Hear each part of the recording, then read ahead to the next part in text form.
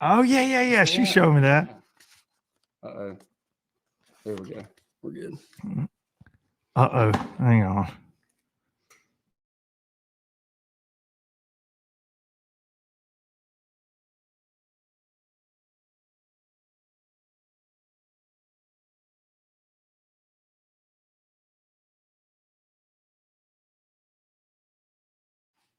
Now we're back. Yeah. This thing, I got Wi-Fi in the house and out here, and it'll pull back and forth. All right. Oh, man. Let's kick this thing off right now. Here we go.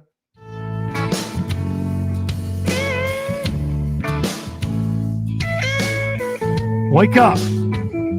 Wake up, all you low-lifers. All you low-lifers, wake up. 31,000 so far. Damn these Biloxi blues. Oh, yeah. It happens every night. Cheers, Josh Butts. Cheers. And I ain't never Official met a Alabama real Bass Trail broke sponsor dealer right that could there. ever Yeah, be a that's friend of mine. Beer of champions. Summer heat never treats me kind. It leaves This is going to be a hello from Canada. So I'm bidding farewell, broken Canada. Canada. Sing, Josh Butts, sing. Let's go. This highway Josh Butts, everybody. does not know my name, but I don't What? care. No, I don't care. Josh Butts, get him a record deal. Go. Headed my way for another place, and I got 3 good tires and a spare. 3 of them. 3 and 1. Yes. Just a white line gypsy getting out of Mississippi with just enough gas to get there. Josh Butts right here. Hey, I'm ready, baby. We ready. And We ready. And we're just really starting to get ready. We're a couple bushes in. We're some Tito's in. I want to start by talking about this. This is not a sponsored thing at all. I got sent this through Instagram. It's called Flask app or Flask Cap here. So you just take a drink. Buddy, no. I've already got a little mixed drink in here. You hit this little button. A little bit more bit Tito's. extra. A little bit more A Tito's. little bit of. So weed. you buy a campfire. Get one of those. Yeah. I don't know. And- But dude, they asked me for my address. They sent it to me. I was like, hey, I got a podcast. There's a bunch of fishermen that probably like Tito's and whatnot. I'm gonna do a little. Go do a little gig. All right, there we go. Look at that. All That's a right. little double shot. Here, let me mix it. Yeah. Sounds good. Ladies and gentlemen, all the way from a long ways away, he drove almost 3 hours in a rental. In a rental, yeah. So I sent you a text a while ago, and I didn't finish. But my friend had to pick me up this morning because my wife, Lauren, you're watching. My wife. I've not been able to say that, and You're it's crazy. not even 2 weeks in. No, Josh not Butts. even 2 weeks in. But my wife had taken me to Enterprise, and I've never rented a truck. You know, Not Alabama No, car rental. right. So she took me to a car rental Enterprise this morning, and as soon as she did, they were open at 8. Walked in there, they said, "Don't have anything for you." I said, "Well, I was on a honeymoon last week. I could not call and reserve a truck, so I was sitting there for about 3 hours, just walking down Trustful, just walking down the roads like a homeless person, not knowing that I just want an ABT, and I'm sitting there with a dozen Dunkin' Donuts, going to my buddy's car shop, giving him Dunkin' Donuts, and then my buddy Chase Dorsett, he's on the comment. Is that Chase? Is that Chase chiming in? That's Okay. Chase, yeah. So he I see Trent Palmer in the comments too, saying unacceptable how late this started. The Sonar no, Pro himself, hey, right there. sometimes you just got to do what you got to do. We started right on time. We did. Hey, they're late. It's not us. Yeah, where y'all been? We was here. Look We at were that. here. That's weird. Look at that. 87,000. By the way, can I say something about this ring? Yeah, go ahead, buddy. So this I'm here is for it. antler bones. Okay, It's antler, antler. and then balsa wood from crankbait, and braid on the middle. So Come on, dude. Lauren, Show you that done a thing. great job. Look at that. Look at that. Come on, dude. That is where it's at. Lauren found for that. shizzle for show Oh, shizzle for show. did that right there. She did that. What'd you do? I mean, what'd you do for her? Did you get her a ring that was special, or did you just go to the pawn shop like I did? You know, some people they get them lab grown rings. Mhm. Not me. I went and got the real deal, and it's not too big. It's medium. What's a lab grown ring? So Miss D, which helped me with the ring choice, she told me, she sold me on it really. And she told me when I came in and wanted to upgrade that I did not have enough with the lab grown to upgrade like I could with the actual diamond. So I said, I guess we're going with the diamond. Going real deal. I'm going with the diamond. Going real deal. I got a real lady. I'm going to go real I got deal. a real baby. I got a real one that will take go care and of fish her. gunners with me and go and work from the back of the deck. And catch And guess what? She'll touch me. And just catch him. I mean, catch him. So if you don't know Josh Butts, you're going to before this is over with. This guy right here, how many wins is this ABT? 3? On the regular season. Yeah, 3 regular on the regular season and the championship, and right? we had a championship. Yeah. So that's tied for most wins of all time if I've got my Alabama Bass Trail stats correct. I think 4. I think Mitch Mitchell and Candler McCollum have 4 wins on the ABT. Yeah. And then but no championship win. And then Kobe and Chris. Kobe Card and Chris Rutland. Yeah. But Josh Butts is one of the brightest spots in bass fishing. I'll say that and put him on the spot. Now. He is absolutely, dude, I say it all the time. You radiate positivity when you're around. You're fun to be around. You see it in the comments for folks. It's a good time being around you. But he just won the Alabama Bass Trail at Neely Henry on no practice. Now, Stephen McAvoy, your partner, he did get to practice. Yeah, Stephen practiced for 2 days. He practiced fish for Thursday and Friday when I was on the honeymoon. And he told me, he said, really didn't find much. So he had a couple of good bites, and being boat 5, we kind of knew that we had to hit some of the good stuff. You know, Neely's so small and the fish is so small. And it's really not small lengthwise, right? But it does fish tiny. No, the fish is tiny because those fish, you know, I say it all the time. You have one main ramp at the lake, and it fishes so small, and you have pretty much 3/4 of the field up, you know, and you saw it on the Elite Series a couple of years ago. Everybody stayed up. Everybody's just swapping water all day long. Yeah, and it takes something, you know, if, you know, Wes may not have caught that, which, by the way, I love Wes to death. Wes Logan, shout out. Yeah, Wes Logan. He actually gave me the scar right here at during a baseball game. I was pitching, and Hang on a second. Yep. Elite Series Pro Wes Logan. Yep. To set this up, Josh Butts, because you know everybody too. We'll get to that. Josh Butts knows you may not know Josh Butts. You may be a low lifer from, say, Wisconsin. Yep. And you don't know Josh Butts yet. Josh Butts. But no pun intended there. But you do know everybody. But please tell me the Wes Logan story now. I had to set that up. So I went to Springville for a little bit, and I transferred schools from Odenville, which is St. Clair County High School, to Springville for 3 years, and didn't make the baseball team because you had a lot of people that were there from growing up from Springville. So I didn't make the baseball team. So I went and transferred over to Odenville and went back to Odenville from Springville because my grandparents lived there. So you can get a little bit of maybe a little bit of pool. A little bit of pool. Okay. So I went over there. Pool. Yep. I went over there and started pitching for Odenville. And the first game we played against each other, Wes was I think he made a base hit or something, stole a second. And I was actually starting pitcher, and somebody hit one in the outfield for a double. And he was fast. Wes was fast. I can imagine Wes Logan being fast as grease lightning. He was a freaking superstar in football and baseball. Really? Yeah. I did not know that about him. He was really good. And he was rounding the third, and we threw third, stopped him at third.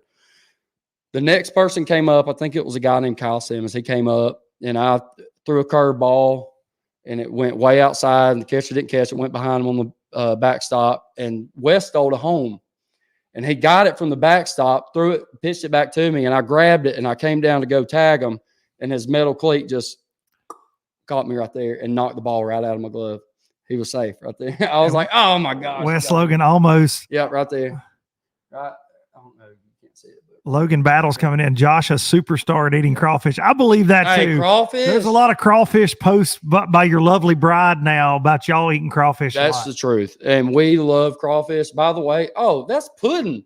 What's up, Puddin'? What's up, Puddin'? Hey, we eating crawfish Monday at the pool at Chase's house. If anybody wants to just join over there, just bring your bacon. Do you want to give Chase's address out Yeah, no. to all the lowlifers? I mow the grass, so they may not want to come over there right now. Over there. You ain't been there in a minute? You've been busy. Yeah, hey, Josh Butch, you've been busy. I've been honeymooning, baby. You've been busy, boy. I've been Don Williams and over there, baby. Hey. Lord, I know this day is good. If you know what we've been honeymooning. We just getting started. We Low are lifers. eating crawfish Monday. That's my wife. Oh, chiming in. shout Look. out. Laura Shout Ann. out. Oh, she better change that name. Yeah. You fitness call Laura some and mar- Foshi Fishing. You better change that. You're going She- to marital problems already, dude. She's been changing everything since she's been back home, and that's probably the last she's done on The last, YouTube. she's probably, I was going to say, she YouTube. probably ain't been on YouTube Yeah. commenting in a minute. She says she's cuddling at the house. That is LA, who shout out Express Boats. She worked for Express Boats. Now she works at Bassmaster. Bassmaster. Again, she's worked at Bassmaster before. She's an internship there, I believe, Yep. before Express. She's Yep. back at Bassmaster. She's worked in the fishing industry. She's got a family that's in the fishing industry. She knows it and loves it. And I think it's so cool when two people, because you're obsessed Oh man. with those little green fish and brown fish and spotted fish. No. You are as obsessed as anybody I've ever met. And sometimes I like to think I'm obsessed, and then I talk to you, Josh Butts, and I go, it's- no, man, I ain't obsessed with them like Josh is. You know, you stay mad at them, don't you? you know, my wife, I'm obsessed with her, baby. But Hey, let me tell girl. you something. She Hey, knows. girl. She knows. Oh my gosh. Let me tell you something. Actually, I'm really obsessed with largemouth and smallmouth and spotted bass. But let me tell you something. My deep down obsession, redfish and trout. Come on with it. By 100%. And if I catch a flounder, buddy, I'm fired up because that is a bonus for me. And I eat a swim bait. Can you believe that? A flounder woo? Yes. Sir. I've caught them on a gulp shrimp, like fishing out of a kayak, skipping docks down there around where y'all was. You know, I was just talking to Walt Roberts when I was coming up. Shout here. out Walt Roberts, one of the best dudes in the world. I was just talking to him. He said he was looking at the river so he may be watching. He was looking out at the river when he was talking to me. So shout out Walt and Walt and Roberts, American Bait Works, Mr. and- Bait Fuel himself. Yeah, and I think he wakes up every morning and drinks it. he Puts it does. in his coffee. He I told heard. me he puts it in his coffee. He and top he's- 10 this week too. Hey, he needs one of those. He needs one of those to What put bait? some. Yeah, some. He needs some. Dude, think about it. Bait fuel here. Put your little crickets in here. Yeah. That's all you got to do. Because that bait fuel gets slimy, dude. Yeah, and then he'll really talk to you if you want him to get on some bait fuel now. He's got the stick already, so I I'm mean, sorry I derailed you. It's not hard to derail you or it me. ain't. Hey, I've got ADD out the wazoo, so if anybody, hey, I will get derailed. By the way, Check it I out. told Zoom. you. I can't zoom in, but you can zoom Look, see that hat? in. Slow budget. That's Laura Ann Foshi right there. Or Oh. How dare Can you? you believe I did Laura that? Ann Butts, son, she made LA. that hat. She's very talented. Let me tell you something. She's talented. She is a talented individual. She's a very talented. She was my she was my partner in crime on the ABT, and I lost her. Yeah. Now I won't take a shot at my man Brenton Long. He's my Brenton's dude. good. Brenton's a good one. But me in LA, we had some times, man. She always had me laughing out there on that boat. Oh, she will. She'll have you laughing on the boat. Singing. We would sing. I mean, it was like High School Musical sometimes out there. Hey, Ariana Grande. If she's she's not, You but think Ariana Grande's watching? possibly. Well, I'm just saying. I saw Noah Dickinson in the comments, No, and that could mean that Selena Gomez is here. He always tags Selena Gomez and all my Does he posts. really? Does, yeah. well, Shout out Selena and Noah. Well, he's got a wife, but Selena, she's on what is that Ozempic? I think she got Laura Ann showed me that she's Who on is? Ozempic. So who is? Selena. Selena. Yeah, she supposedly she lost a lot of weight. I don't know. I don't keep up. You with it, can't but- cover more topics than we already have, I'm sorry. Josh. I don't think. No, I'm here for it. This Hey. is my kind of show. Hey, I appreciate everybody tuning in, you bunch of lowlifers. I don't even think we did Selena here, baby. no. Noah Dickinson, cameraman extraordinaire. Hey, he gave me good luck. Photog. He gave me good luck. Well, that's what I told you earlier. Darian was texting me because I was in Wisconsin and I was missing y'all, man. I love my ABT family. And I text you. I said, Josh Butts, I hate that I'm not there to hug your neck. And I mean every word of it, man. I like Miss K runs a hell of a trail. Our production team kills it every time. Everybody knows what they're supposed to do. We show up, give it. Now, Miss K, she said she lost control of it this year with me and Darian and Jason because we do and Noah, the whole crew, we like to get a little rambunctious at times, Josh, but you know that. Some people get in the comments and are mad about what y'all say, and I just want to say they do a great job. Dude, listen, you can't say the things I say, Josh, and people not get upset sometimes, but I did. I missed y'all big time this week, and Darian texted me, though. He pulled up and they did a live hit on the water with you guys, and he said, dude, Butts is crushing them. And I had picked you in the ABT podcast dark horse.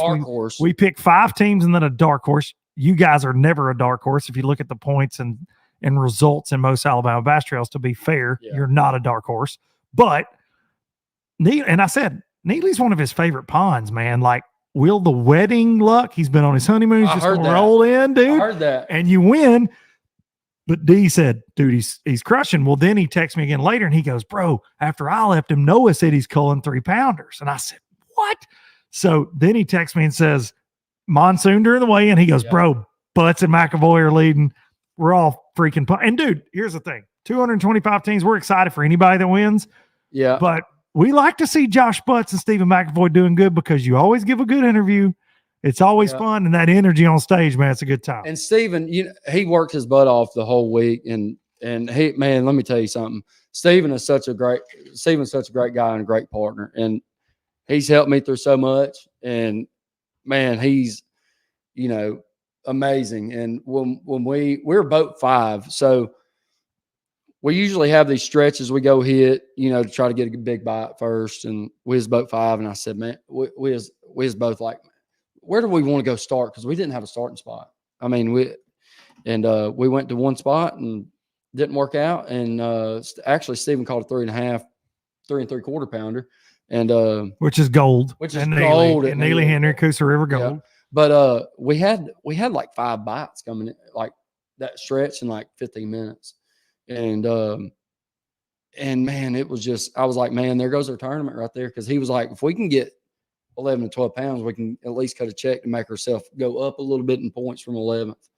And it just all happened to work out. I mean, it was just not a huge margin of victory. Them boys was on y'all. No, them let me tell you something. And them boys is on them all the time. Let me tell you something. When Kay came up to me and said, which I knew, but when she said Adam Brown and Greg Diggs, they haven't weighed in yet, and they think they got 18 pounds. I said, oh no. She was building that. They low ball. And they always catch them. And they always catch them. And they've got a secret. And they got a secret. And I said, do you know what the secret is? Oh yeah. Well, let's out them. Let's get. Nah, I can't do that. I love them. I love them so much.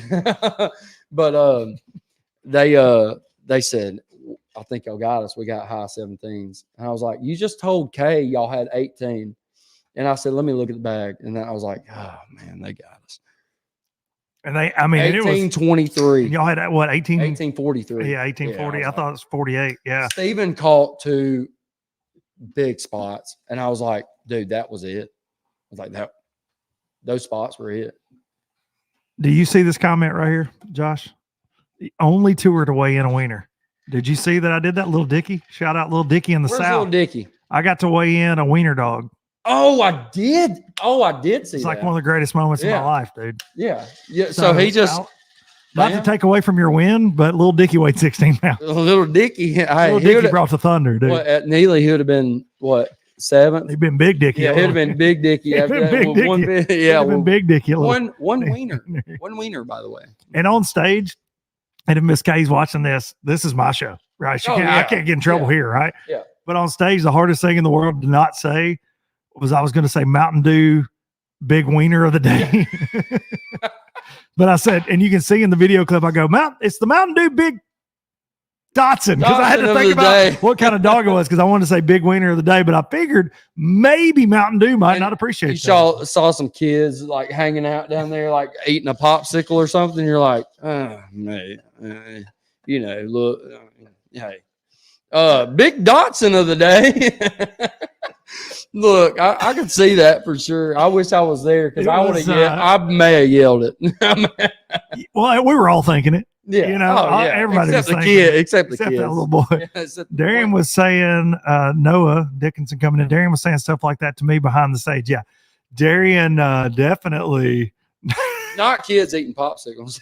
That's what kids do, Lauren. Get your mind. Yeah, get your somewhere mind else. out of the gutter. Get your mind somewhere else, LA. Josh Butts, we gotta thank sponsors. We've Yep. been 20 minutes into this.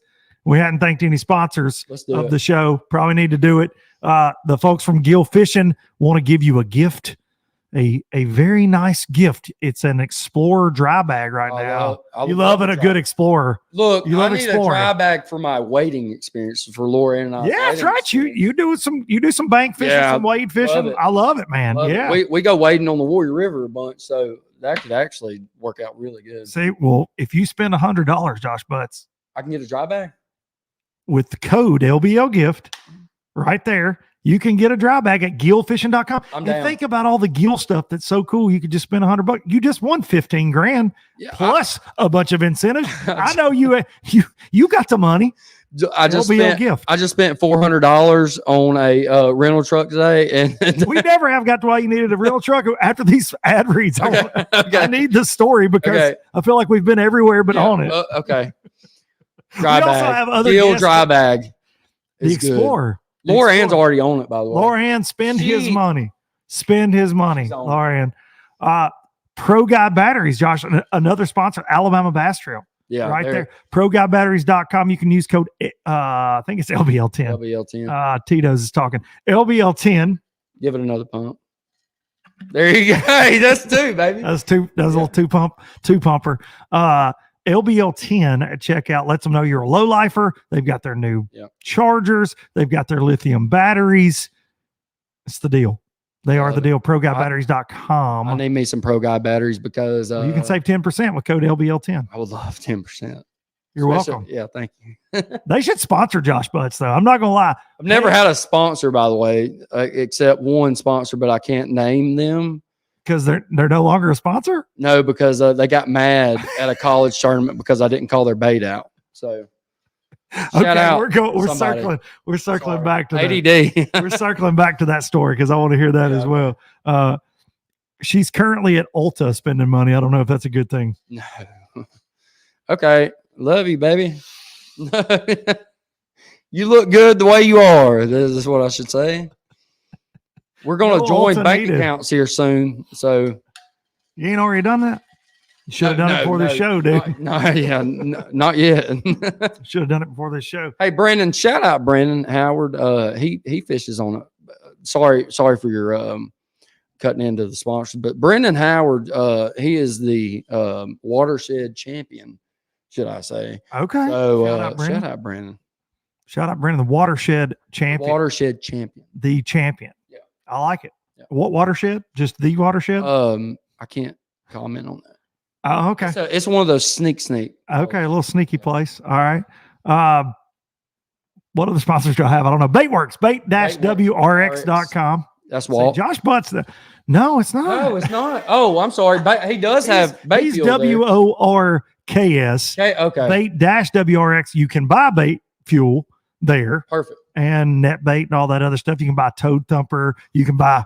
You can buy the LOB jigs and you could put bait fuel on those. You but can. You really don't need them. No, they get lots of bites, dude. That's sneak, by the way.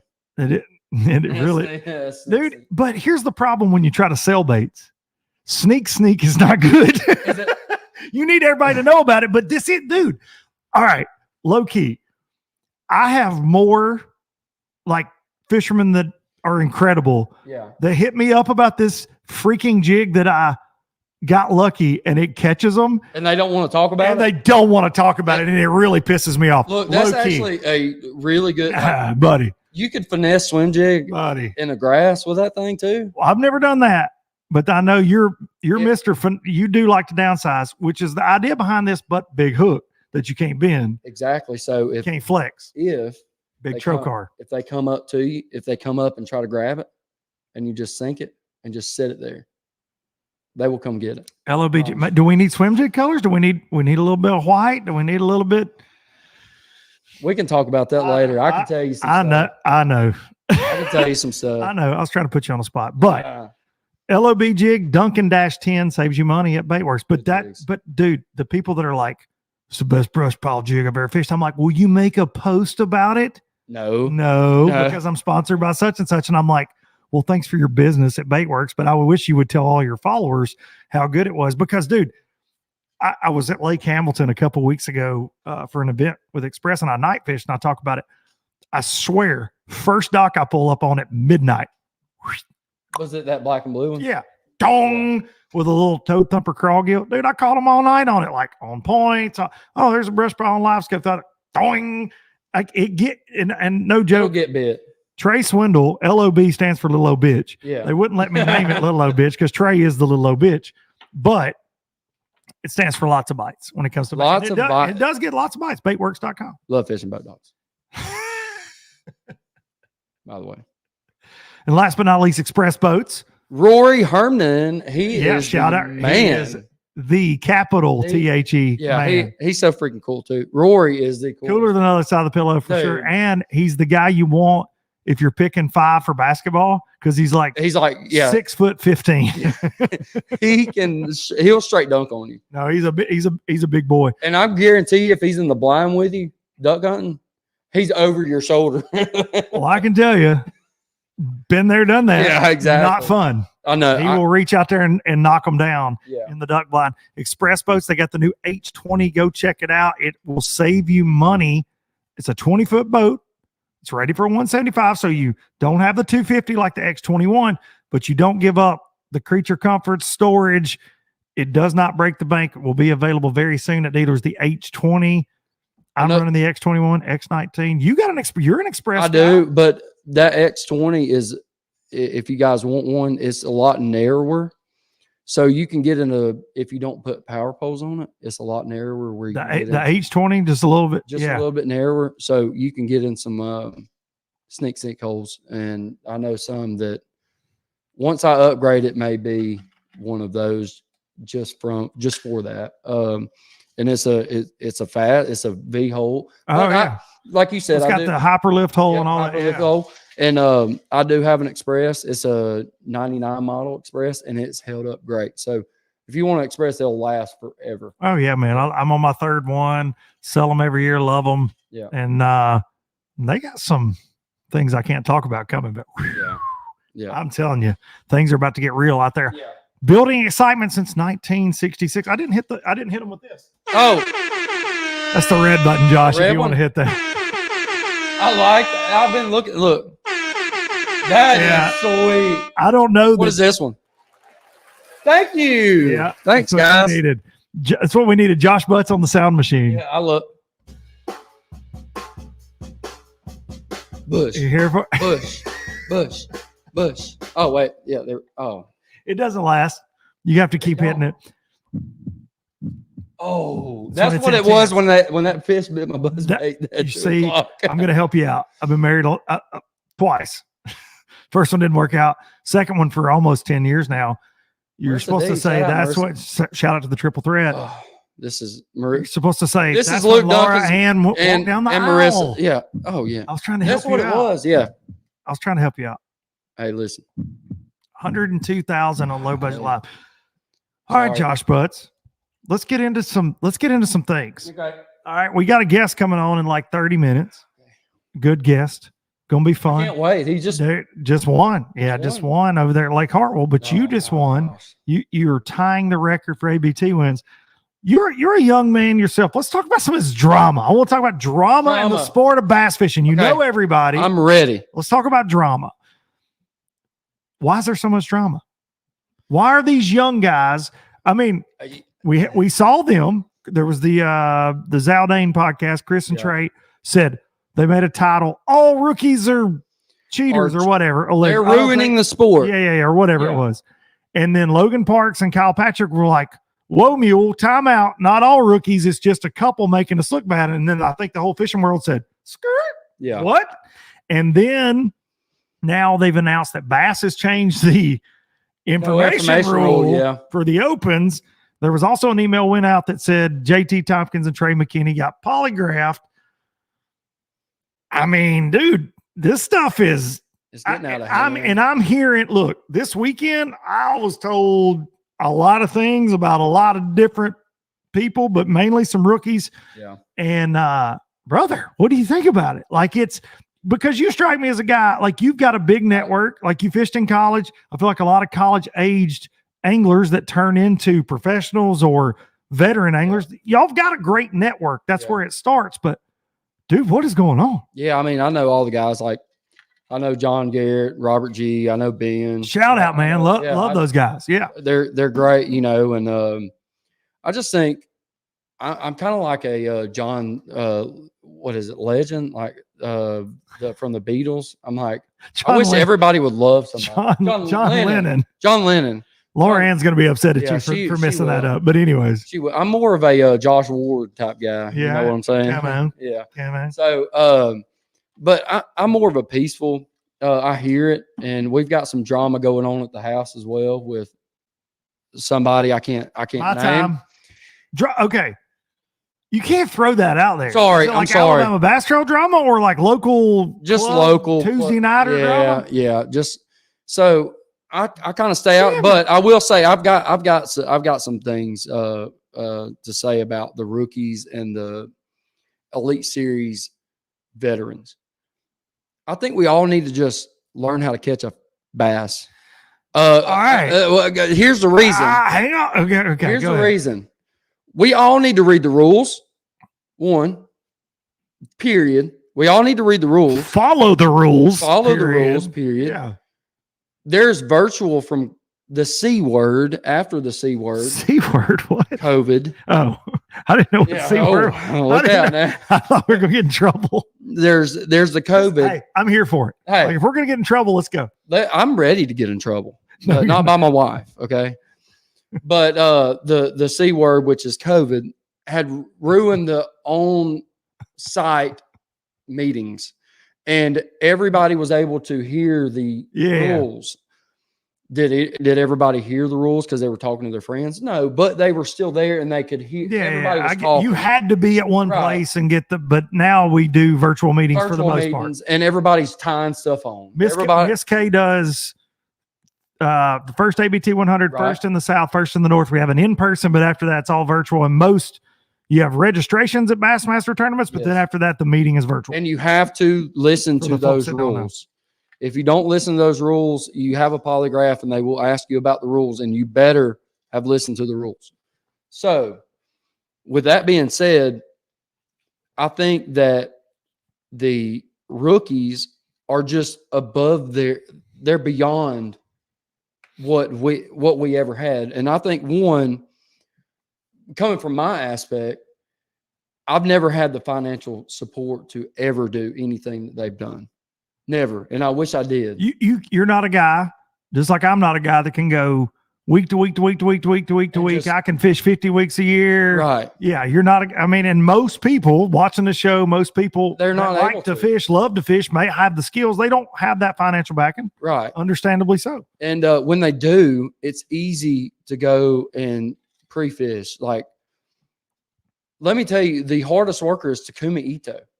I see him everywhere. Yeah. Man, he's everywhere. And this is his diehard, everything he's got going on. This is what he does. And he leaves his family.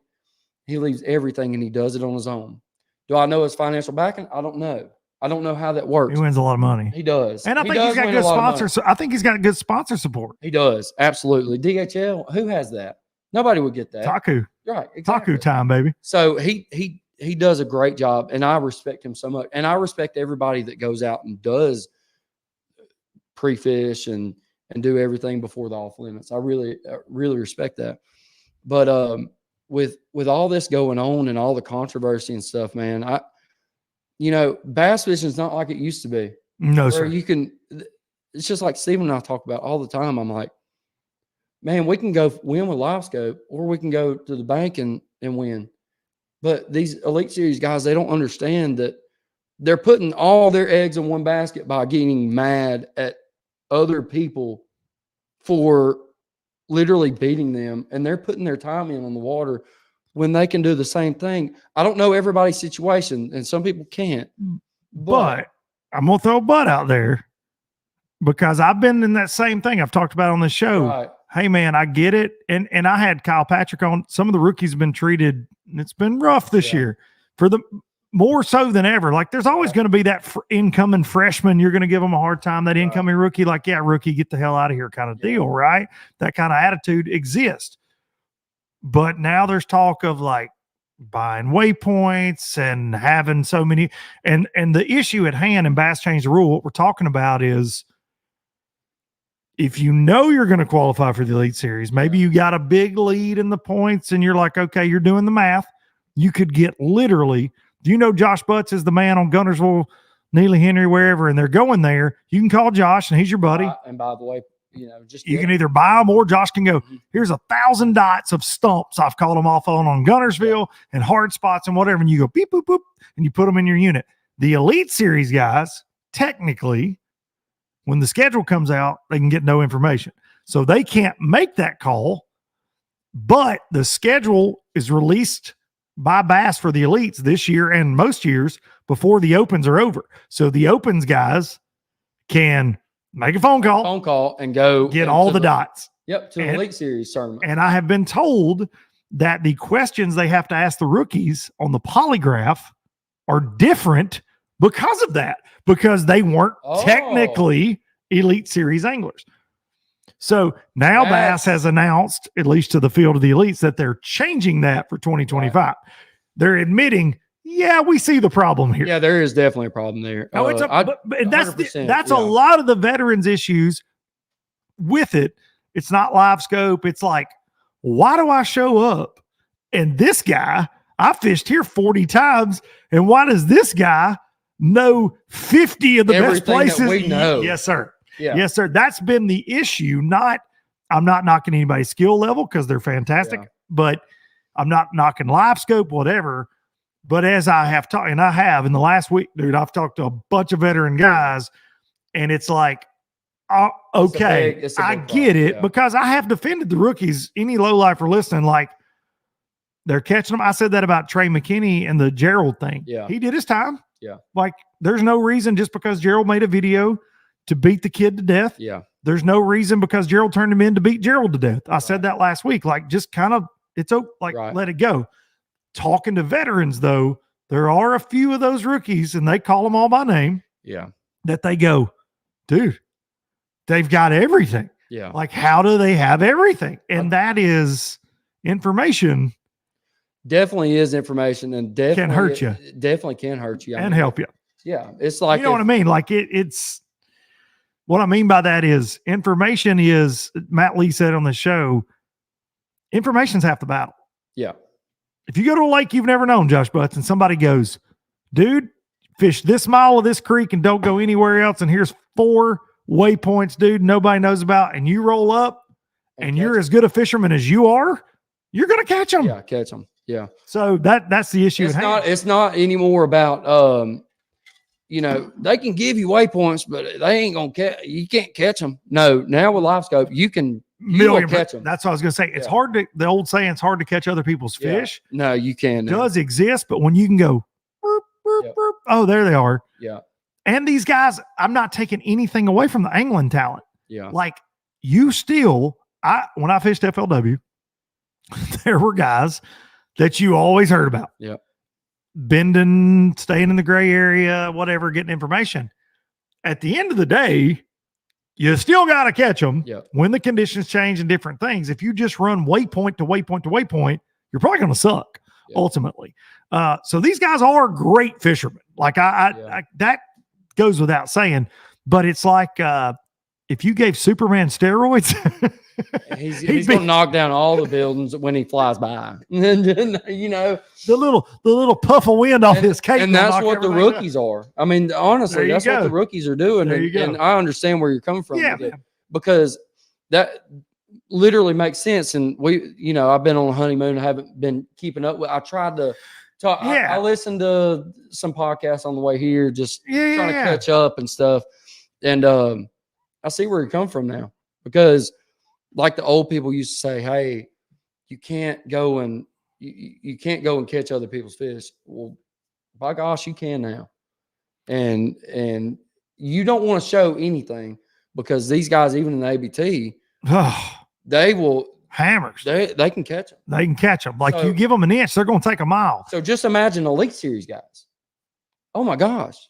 If you give them something, like how hard it is to get there, right? Yeah. Like once you get there, like those guys are not the average bear. No. The guy that finishes 100th place in the standings in the Elite Series Angler of the Year race is a better fisherman than you, most likely.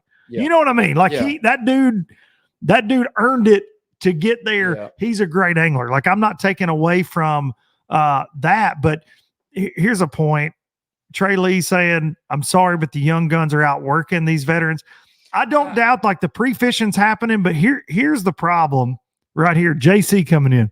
I can tell you the juice on Watts Bar, but in 10 months it will be different. This is what I keep hearing. This is where I always had a problem when I fished FLW. These are the kind of rumblings that go on behind the scenes.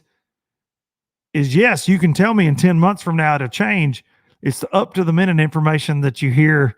Right. Rumblings that 100%. people are getting that they're blatantly breaking rules. And dude, Bass may say that doesn't happen, or FLW or BPT, MLF, whatever, MPFL, they may say, well, it's not happening.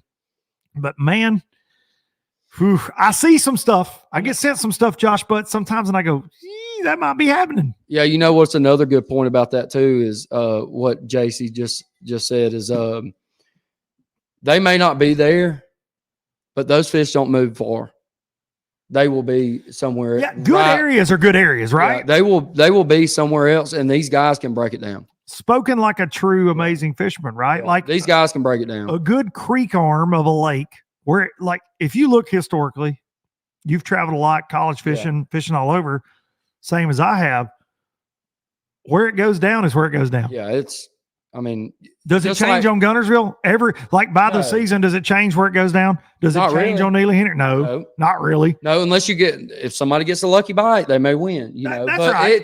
But in a one dayer, right? In a one day for sure. In a one dayer, in a 2 dayer, luck goes out the spots. window. Yeah, or spots. That's why you have so areas, many guys say, man, I had so many people on top of me. And if you looked at Lee Livesey and Kyle Patrick the other day at Murray, it don't go down at many spots. They're right beside each other. Yeah. It goes down at certain spots. And if you don't know those spots, and that's why the rookies are so good, because they know these certain spots and they don't have to practice fish they find them for that time of year. No doubt about it. They know. I used to hear about one of the greatest of all time. Gerald Swindle used to like to tell me, he'd say, dude, this guy starts on the juice all the time. First day of practice, you see him on the juice. He said, and I don't know it's the juice the first day. He said, but what I mean by that is the area where it ends up getting won. That's where I'll see him the first day of practice every time. And I'm always like, you kidding me? Yep. And all he's got to do is put his trolling motor down and look. He don't even have to sit there. Now you got the added electronics deal, so it just makes them that much more dangerous. And that's a lot of what the rookies are doing. What I hear is they're staying on some of these spots and kind of protecting them so nobody can come on them. Oh, really? Like in practice kind of deal? Yeah. So you go and get on the spot so nobody can come in on you and protect. Look at it. Yeah. So you've got that spot for the tournament because they know that they're there. So are they beating the detectors. I agree. How do you? I don't know. How are you beating the detectors? I don't know. A lot of tech. I don't know. I guess a lot of Again, though, I'll drink a Bush to that. Drink a Bush to that. Bush Light sponsored Alabama Bass Trail. Shout out Bush. Let them sponsor Low Budget Live. Shouldn't they sponsor Low Budget? Tito's and Bush. Bush in this building would be great. Skeeter Crosby. What about the allegations about McKinney being investigated by the FBI? That's the word on the street. So here's what I'll say about that. Typically, I don't talk about like alleged whatever. I have heard allegedly, I will give in to rumor time. Okay. I don't know if FBI, I mean, I don't think the FBI gives a damn about bass tournaments. Yeah. If they do, cool. I Yeah. guess. Yeah. But Awesome. I want to meet heard- them. I want to, hey, shake their hand. You know, where they No, at? you don't, dude. No. If they come up to you and say, Josh Butts, I'm Detective blah, blah, blah from the FBI, you don't want that, Josh Butts. I'll give them waypoints for some money. Well, I think that's the problem. Yeah. I think that's what the investigation Oh, is it? Okay. Great. Let's dive into the FBI. Dude, allegedly, Okay. there is some sort of litigation, I guess would be the good word, on about a tournament, not a Bassmaster event, the Trey was involved in, where there was some information, some different things. I'm not gonna, unless if that story gets out, then I'll talk about it.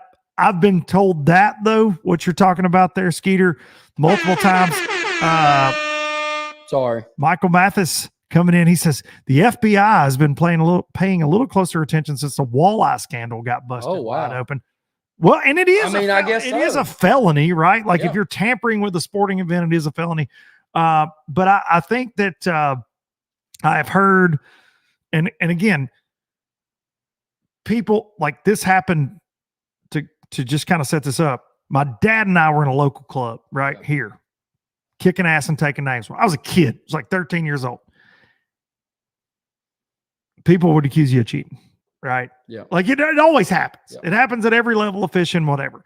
So I want to say this about Trey, like when you're beating the brakes off of older guys, Yeah. these kind of things tend to happen. But this was like a more of a local deal, not a national tournament trail. And I have heard that there are some people stirring the pot for that kid pretty bad right now on some local level team trail kind of stuff and some events he's won. That's what I'll say to that. I don't think the FBI is involved, but if they are, bad boys, well, that's what you gonna do? What you gonna do when they come for you? Josh, but do you have another Bush beer? Can we cheers? Yeah, we can cheers. I got a cheers one left, by the way. By the way, low lifers, have a drink. Let me tell you something. Sorry, Grizzly Long Cut Wintergreen, by the way. Shout out, because you know that would be a great sponsor. My beautiful wife would love me to quit that, but you're a beautiful butterfly. Yeah, Brandon Polnick butterfly. Yeah, I've got Shout you out something. BP, man. I've got you something at my house. I kind of got late. Dude. I made my mother so I took Weldon and your mother and you lost your mom I lost my mom. Kind of in the same time same frame. deal, man. Yeah. So she died in a car wreck, and I made her a butterfly in welding school, and I painted it and everything, and it sits in my dad's house. And I was going to bring I'm going to bring it to you for in remembrance of your mom too, because I'm going to build another one. But I was like, your mom and my mom, your mom and my mom are up in heaven now, and Lorian's and probably very upset with us. Yeah, to be fair, Teresa Duncan is probably like, and Nancy Bowen's pretty upset too at me, but she's happy too because Lorian was actually able to meet her before she passed. That's awesome, man. So she was an amazing woman, and good mama. Good mamas are a they're hard to come by sometimes, man. Not everybody gets blessed with a good mama or good daddy, right? Like, hey, my daddy is a good daddy. You got a good one. I know you got a good one. And my wife and there, the triple threat, she's one of the best mamas I've ever seen in my life. And I have one of them good mamas, ain't no doubt. And I know you did too, buddy. Yeah, we went through some hard times, but man, she was rock. She loved her family. I mean, she was amazing. I don't know. Talk about what? Talk about Buck getting beat by Childress in the Memorial Day tournament Monday. What's that? Do you know what that means? Buck who? Buck won, didn't he? Buck had 14 something, didn't he? He won first place. Oh, let me say his real name is Tristan. Yeah. Huh? Oh, buck. Are we going deep? Hey, we've got some local stuff going on. Oh, here. okay. Yeah. I don't know. Yeah, I don't. Yeah, we've got local. Is that like local to Neely? Oh my gosh, he said, "Where's Joseph Smith at?" Don't get me on that. You need to I join. don't know what's that. I'm not going to step in it too bad, but you need to go I join think we've stepped in it tonight. Logan. You need to go join Logan Martin Tournament Beefs and Logan Martin Tournament Bees. That's a Facebook page. look, Ethan coming up Memorial Tournament. Oh my gosh. Yeah, you need to go join that. Are we talking fish in a basket kind of stuff? What are we talking about? Bringing them from somewhere? Because I have accusations and some local stuff I fished around here on some small lakes. Oh boy, I mean, I've seen cheating go on firsthand. I don't want to go into FBI stuff with myself. So I talked to an old look Freaking butts investigator. look at the bottom. That's comment. what FBI stands for. Look at the bottom comment right there. I can't. Oh, look, no, that one. Oh, no, yeah, that. yeah. Yeah. Yeah, I've read all that. Yeah, it's Likes to win. loves winning. Doesn't like a polygraph. Oh gosh. Yeah. I had Like I said, I don't even know anything about it. the guy at the car shop, Benny Gray. I was over there talking to them while I was homeless a while ago, trying to get a rental truck.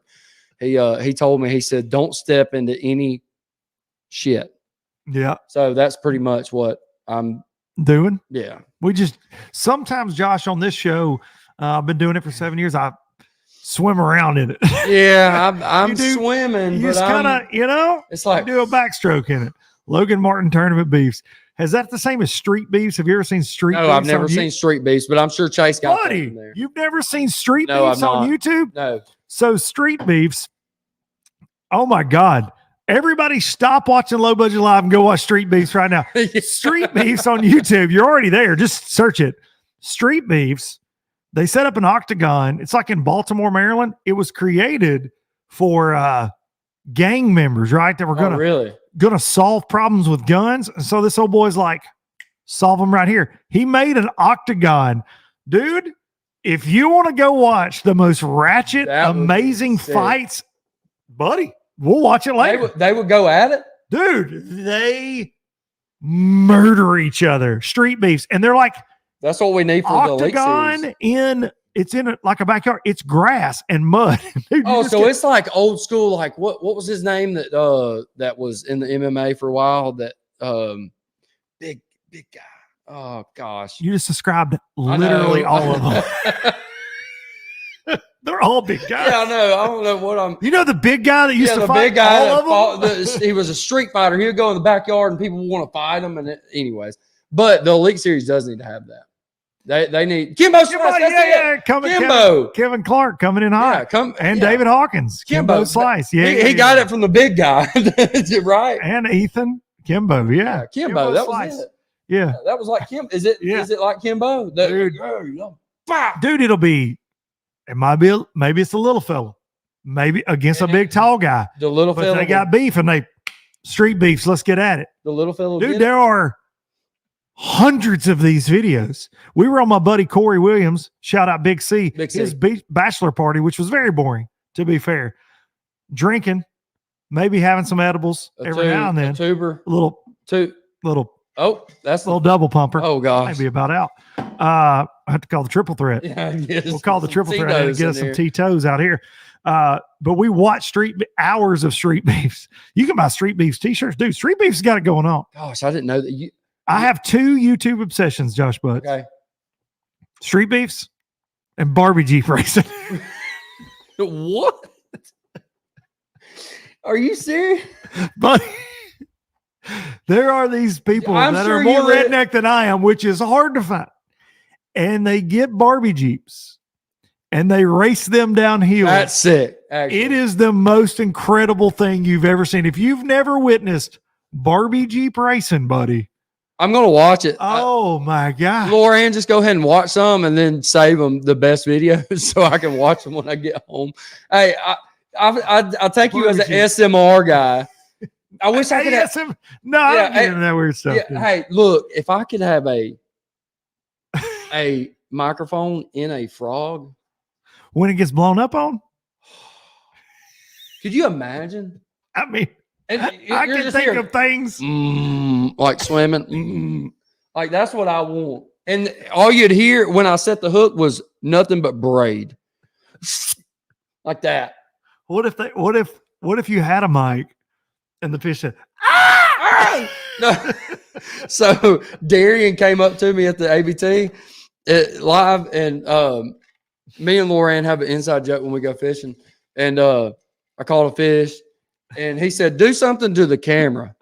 I said, "Okay," and I pointed the camera, and I just opened its mouth and go, "Ah," like that. And Dude. it's just downhill Barbie Jeep racing is insane. Noah coming in hot. Noah- Michael Mathis, look at this. Stony Lonesome. We can go do it by Smith Lake Dam, buddy. dude.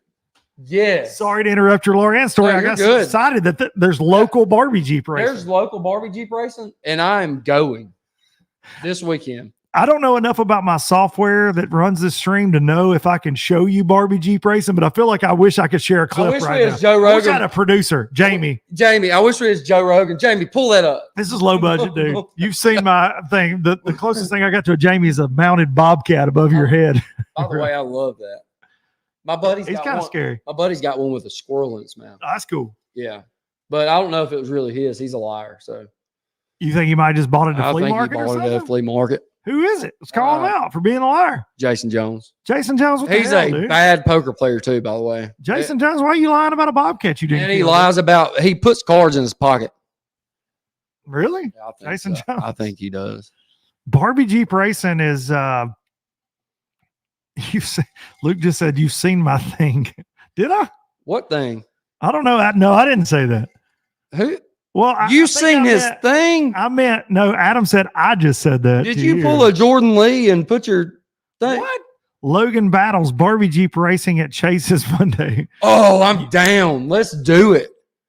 I'm down. He's got so many. We can get it. We can get it happening.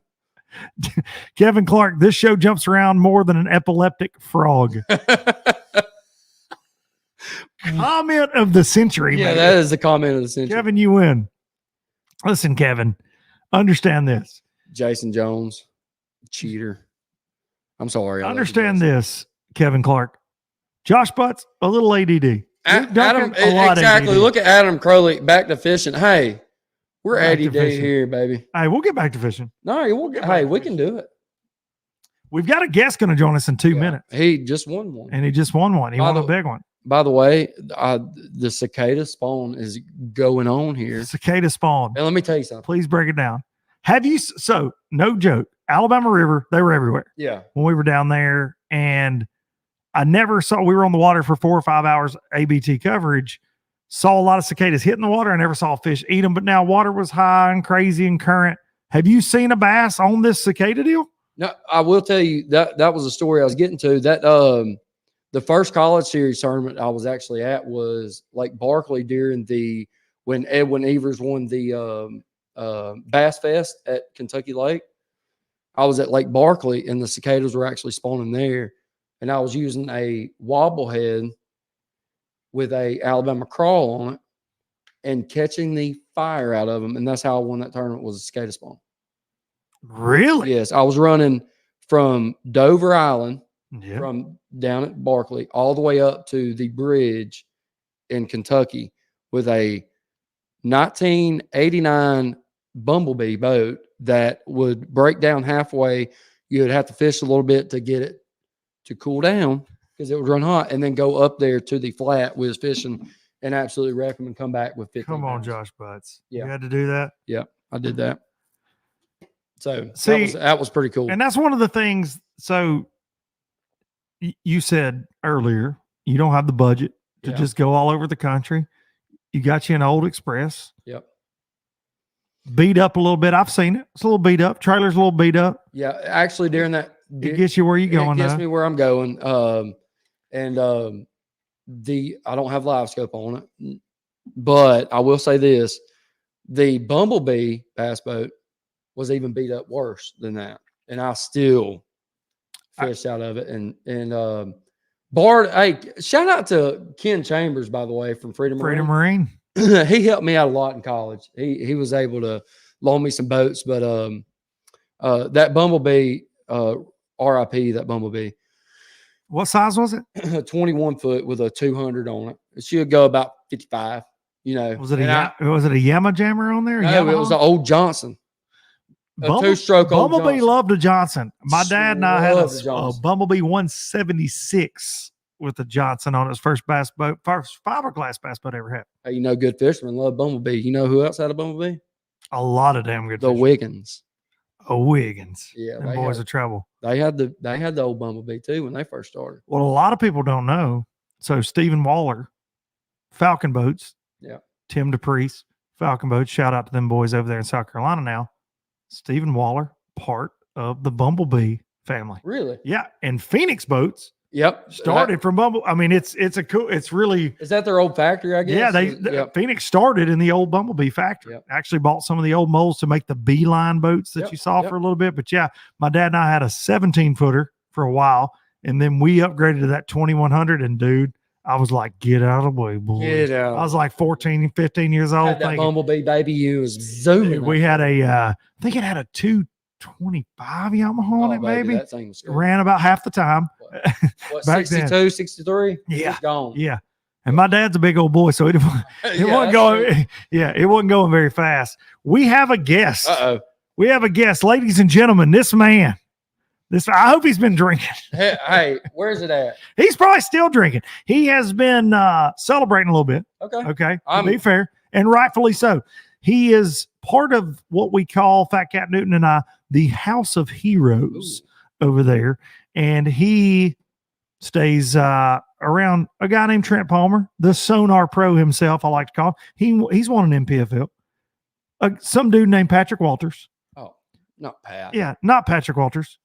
Multiple time winner. Some guy named Drew Cook. Some old boy named Justin Kimmel. And Mike Corbishley has had multiple top tens. And he told me, talked to him on Friday night.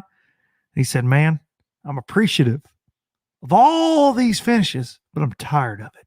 And his tone changed because Mike is one of the nicest guys you'll ever meet. His tone changed a little bit, not into like an angry tone, Josh Butts, but it changed. And he said, I want to win. And when we went off live, he called him after, and he had been catching them in the afternoon every time. And I really didn't know he was going to win it when I headed off to the airport. And ladies and gentlemen, Mike Corbishley joining us. What's up, buddy? Can I get the bam, bam, bam, bam? Oh, yeah. Do it, Josh. Bam, baby. You're going to regret it. Josh is in charge, dude. Do it again. Yeah. That's where it's at. Mike Corbishley joining us in the LBL Bar and Grill here. Got Josh Butts. Got Mike joining in. Mike, so the coolest thing to me about this win and like Brandon Perkins' win at Amistad is you work, buddy. You're like me. You got a damn job, son. Right? Like the working man. Let's talk about that. Mr. Lawrence Electronics, like you work all the time. Like you're always on the go. You and I talk a good bit, and you put in your time on the road, calling on boat manufacturers and different things. You're not out there fishing every day. No, I do work a lot for sure. But I mean, it's hard, Luke, because I mean we've always been around the industry. I say we. You've been doing it a lot longer than me. I'm older than Mike. You'll remember, okay, so I met Luke. We met at the Ranger dealer meeting in 2019, maybe. Yeah. I said to you that I was like, I have no idea how in the world you work this job and fish the FLW tour. Mm-hmm. And you were like, oh, it's just like good team around you and you do it long enough. And I've kind of just figured out that balance, and it's awesome though. I mean, we're around boats every single day.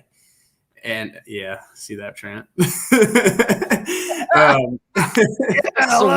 It is a little bit of a flex. I don't know which way I need to got you 7th place pro, Trent Palmer. Yeah, take that. Mike Corbishley taught you all you know about blueback herring. We'll get into that. We spent a lot of time together. I've taught him a lot. No, honestly, he's probably taught me go check out Sonar 5% of what I know about herring, but that's okay. We'll leave that out. We'll leave out the part that he's a really good herring fisherman. Yeah. Our joke the night before, they were all sitting around Mike's boat, and dude, murderer's row, Yeah, right? absolutely. Like this crew, murderer's row, they all finished in the top 14, not even the top 15, top 14 of this tournament. 3 of them in the top 10. Like they are all stone cold killers. So y'all had that figured out. Yeah. Except for Logan Martin, we were all way out of it. That's Logan- pretty dialed. Logan Martin, no, the house got a little crazy. Not sure what happened there. Logan's a weird one. Okay, that's my home lake. So Logan's a weird one. But Yeah. calling to do a night before interview with Mike, they're all sitting around Mike's boat just giving him crap, and Mike's giving them crap back, and it's the best environment with all your bros, like you do. They all wanted Mike to win, obviously, but they're just giving crap, and Mike goes, "Yeah, I mean, Trent made a big comeback today because I taught him everything he knows." And I said, "Please, Mike, please say that on live tomorrow, please." I kind of forgot. I was in the zone, dude. It was like what you said. Like I had a different mentality going into that tournament. I don't know. I went from being like, I don't care if I catch him or whatever. Like the whole day, I was just like, nah, I'm gonna try to win. And I mean, you say that like joking around, but like, no, I was like in the zone this week. I don't know. You definitely on live, I will say final day, because we've covered you a lot. Mm-hmm. You definitely had a different demeanor. Yeah. I will say that. Like you dang sure had a different demeanor. And you said that the night before. You said, man, I am over top 10s, which is but not that the wrong way for sure. Because you're super don't appreciative anytime. Yeah. No doubt, but dude, you were leading going into the final day for a chance at $100,000. You had a decent lead over John Cox. Hey, John Cox, by the way, John freaking Cox, The Cox. Hammer. like the John Cox. Yeah, dude. Like, Hammer.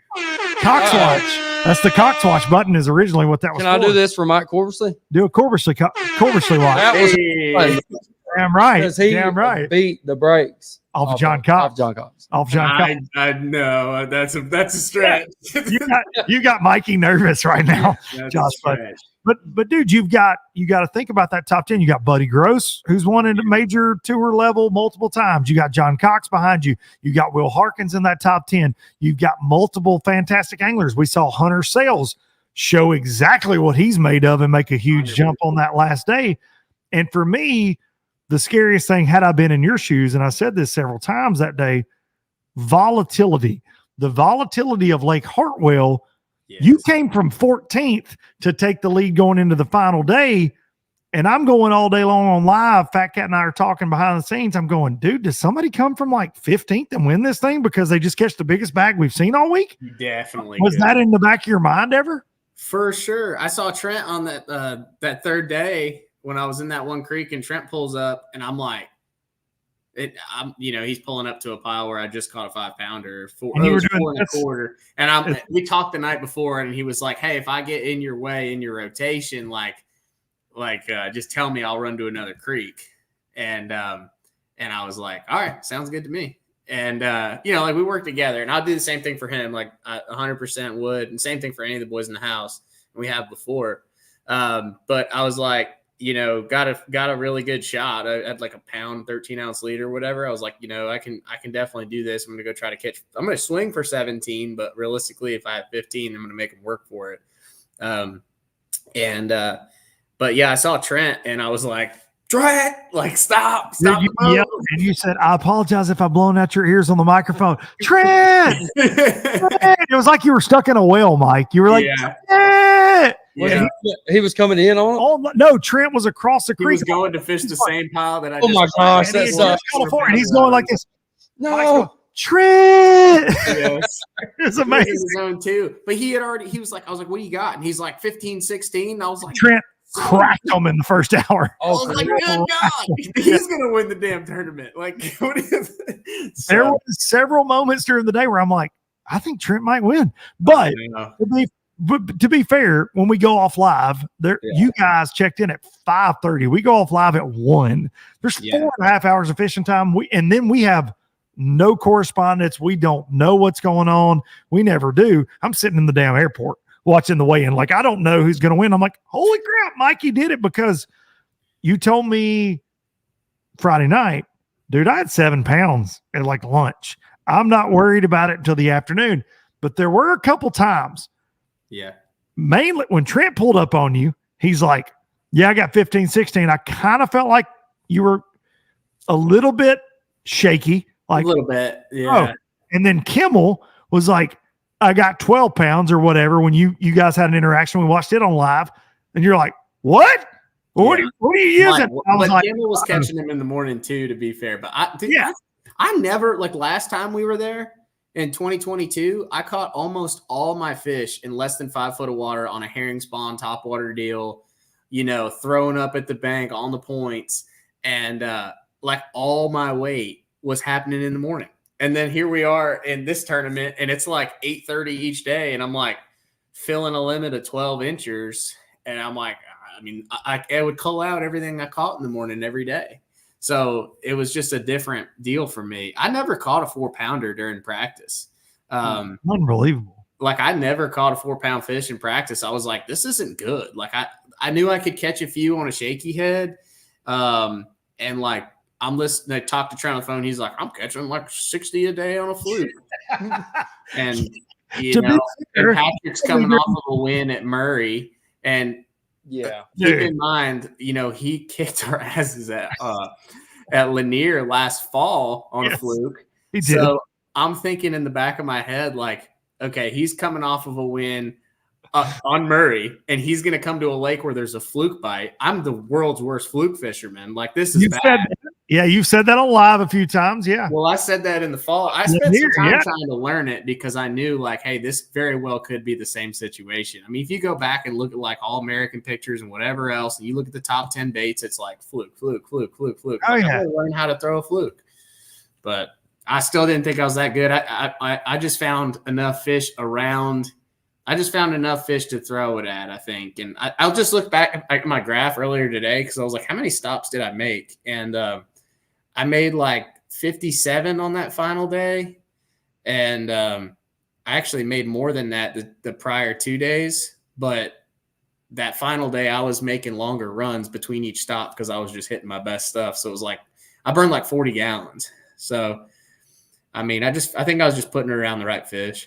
There was a lot of gas burned in this tournament. Jason Burrows that had a fantastic tournament. He burned 47 gallons of gas. He sent me a picture after day one, 47 out of 50 gallons. On the final day, he was running around so crazy before lunch. He had to get gas on the water on Hartwell. Like he burned that much just trying to make it happen. And he caught a big one. He caught like a 512. Called a giant to start his day, and I was like, "Uh-oh." That's the way the herring do, though. Oh, like, for sure, right? Like that's the deal. You got to keep moving. It does that. I got 2 questions for you, Mike. If you mind me asking. Josh Butts, the 100%. New Low Budget Live co-host, for sure. Oh, this is a constant right here. Can I ask you one? So with that, did you see those fish in practice on live scope and just back off of them? Active target, Josh. I'm sorry. The man works for Lawrence. I work for Lawrence, dude. Forward facing sonar. No, active target. Come on, Josh. Active target. Active target 2 to be exact. Continue with your question. Did you see those fish on your active target 2? And the second question is, how did you rig that fluke up, and what rod was you throwing? Because it helps me at Smith. Look at his face. Look, he's going to get murdered. Yeah. He's going to get murdered. He can't do that. You don't have to say it. We can talk later, but I've got a way to hook a fluke, and I want to see if you do the same way. We should catch up. I'm going to bet it's similar. Okay, and I know this. We'll talk later. Well, see, I was on the honeymoon the whole time the tournament was going on, so I could not have watched it. Yeah. So I didn't know it coverage. I didn't know it because of the coverage. I know it because I know these guys. Okay. Continue, Mike. Did you see him on active target too? So what I did was so in practice, I mean, I was on the trolling motor so much. Oh my gosh, Trent, I got you, dog. I got you, TP. Hey, I can ask some serious questions now. Hey, so I got you, dog. I'm getting phone calls now. I don't know if people are calling. You don't have to say anything. You don't have to. No. It's all good. I got TP. I got you, TP. The gist of it, anyways. So in practice, I ended up, you know, I was struggling. I figured out I could get a few bites on shaky head and a few on a fluke. I just needed to be around the right ones, and it was going to happen quick. If I, you know, it was going to happen the first few casts. If you were throwing at them and they weren't going to bite, or if they were just like reacting real slow, they had probably gotten fished for or whatever. Like you could tell that you were fishing behind somebody. So to me, I think it was just more so like I started idling. I spent most of the last day of practice idling around, just looking. I found like several piles that were loaded where I saw like 50, 60, 70 fish around them. I mean, you know, you're idling, and if you see 15 or 20 on your down scan when you're riding over it, they're loaded there. Yeah, if you see 4 or 5 on your down scan, there's probably 10 or 15 there if you look at it with your active target. There's no sense. I mean, I knew what I wanted to throw. At that point, I was just like, I need to find as many places I can to throw at. And I got like a 1-2 punch. I caught a few on top, not much to them though. You know, so I was like, I have an idea. I still had like 15 rods on the deck, like you have to at any herring fishery. But like, I'm like, hey, this is kind of going to be my rotation. I'll probably mix in a drop shot, whatever. But so I looked at them in active target during the tournament. I never threw on these fish for the most part in practice because I kind of was able to get like a couple bites. Like I couldn't get out of it for a bite out of it for the most part, but I knew if I hit enough places that I should have been okay. And so then, like, yeah, I was running my active target, you know, anywhere from 100 to 120, just depending on the pile. Ryan Burrows, that's a very good one. That's how I threw it at Lanier in the fall. But yeah, there's like 6 different ways to rig it, man. There really is. So, you know, I had one way that I was showing that was pretty cool. 3-aught trocar, just wide gap. That's all you need, right? With the fluke. Yeah, I'm more of a 4-aught worm hook myself. Right, Mike. Yeah. Trent Palmer right now, right, Mike? Yeah, you can rig it a bunch of ways, man. But no, the key was you just had to be so patient with it, right? Like I don't think anything we were doing was that special. It's just a matter of like sinking it down to them and letting it get their attention, and then just getting them to react. And it's kind of you know, it still wasn't that easy, but there was definitely spurts in the day where like okay, so for example, that last day, Luke, like I've got, you know, I probably had realistically like 9 pounds. I had that 4-pounder, and then I had some like dinks to go with it. So going into like the 3 o'clock hour, you had a fish care penalty, right? Like it yeah. Oh yeah. I thought I was going to lose the tournament on that quarter-pound penalty. What's the penalty now? I thought it's 4 ounces. Yeah, it's 4 ounces. If this was your 1 or 2, I would have lost. It was a pound. Wow. Yeah. So, but I throw, you know, what's it called? So it's like, I don't know, 3 o'clock. Rainstorm rolls in, and all of a sudden, like first pile I pull up on, it's like 1.5 pounds. I was like, cool. Pull out a 12-inch or whatever, right? Pull up to the next pile, throw it out there. 2.25. It was like very cool. All right, they're biting, and I caught like a second wind, and I was like, bam, bam, bam, bam, bam, hitting as many as I can. I pull up to the same spot in the morning. There's 2 striper boats sitting over one of my spots, and they got live herring. Old buddy's like holding up a fish, and he was like, "Hey, mine's bigger." He's holding up a 5-pounder. I'm just like, oh my gosh. Well, I ride by there in the afternoon. It was a 5-pound spot. Largemouth. Oh, really? Okay, yeah. Same spot I caught a big one the day before. So I'm like, oh my gosh. I pull up there in the afternoon, and I fire out there first throw, catch a 4-pound spot. I was like, that's cool. Yeah. I put it in the box, cull. I'm grabbing another fluke. I flip my shaky head out, grab another fluke, shut the box, pick up the rod, catch one 2-pounder, cull. On the shaky head. Yep. Roll out, go down the lake towards another spot. And there, of course, like I broke one off in a pile down there. And the day before, and I was like, that had to be a striper. It was too big or whatever. Throw out there, set the hook. 5-pound largemouth jumps 10 feet from the boat, throws it. And I was like, I just lost the tournament. Like that was the tournament. I had my lose a 5-pounder well after live. This is late in the day. You jump off a 440. Oh. Jeez. And I've got a 1.5 pounder in the box. Holy crap. So I ended up culling to like 1.75 pounds, my small one or whatever, but I still had some little ones, and I just ran back in. That's why I was like so upset when I got back in. I was like, I could be sick because Welcher's like, I got 15, 16, you know, Burroughs had a good bag. Like everybody had a good bag. Will had 16, Trent had 15, 16. I was like, oh my gosh, man, I just blew it. Like I could have dominated it and I just blew it, but it ended up working out. Not bad. Well, and they did bite that last day. There was like you just mentioned Kyle Welcher, 2023 Bassmaster Elite Series Angler of the Year. Dude, he started the day kind of like Trent. Every time I can see all the cameras, you know, and he's just like, gink, gink, gink, gink. He was just sitting and I'm going, oh my God. It was the same as Trent. Trent's flurry to get most of his weight was just silly. It was before it even almost got light enough to see on a camera. Like it was right out of the giddy. Trent Palmer goes crazy. TP. Do you know Trent Palmer? Yeah, I know Trent Palmer. Do you know the Sonar Pro himself?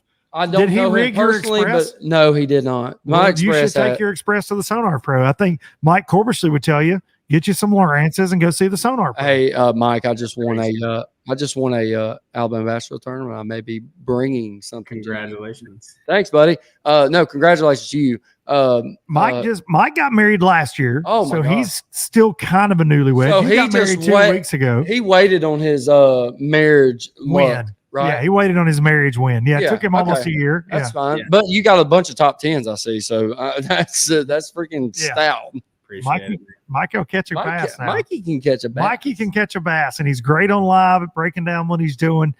Josh has been married less than 2 weeks. Mike, do you have any marriage advice? Please give now that you've been a newlywed for just a little bit here, do you have any marriage advice for the one and only Josh Butts here? Alabama Bass Trail, 4-time champion on the Alabama Bass Trail. Josh Butts, 4-time winner. That's how hard of a question that is. I mean, I don't know. I'm sitting here looking at my background. So this is like my house looked like I was still in college a few years ago. You know, I had like Dale Earnhardt Budweiser posters up and stuff like that. Yeah, boy. Just random stuff. And, we repainted. So, I don't know. Let her do whatever she wants to do at the house. You go fishing and make her happy, and that'll probably be good for you too. What's honestly really cool about it is I don't know. She makes my life easier. So hey, dude, mine does too. We met college fishing, so that's the best thing. We fish all the time together. We fish tournaments together. So our house looks like a college dorm room with all checks and trophies everywhere in our living room. So trophies everywhere. I don't have that problem. Not everywhere. I got like 2 big trophies. Hey, no, that national MPFL trophy right there, that takes up the whole room. So that's the one I want. Yeah, they're big. These things are giant. Like, I was about to say, if you reach back there and grab that with one hand, I will come over there and shake your hand right now. So when I went to put that over my head, I almost dropped it. It's heavy, dude. I weighed myself on the scale when I got home, but it's 35 pounds. Oh my gosh! He was pulling a Takuma Ito when he said, "I cannot eat all this." Are we allowed to do a taco accent? I love taco, by the way. I do too. Cup next to it. He told me on this show one time. I was like, "What's the sneakiest Japanese thing that Americans don't know about?" He talked about the like the turd worm thing, or whatever, the scat, cover scat. He goes, throw it out. Wait. And wait. Okay.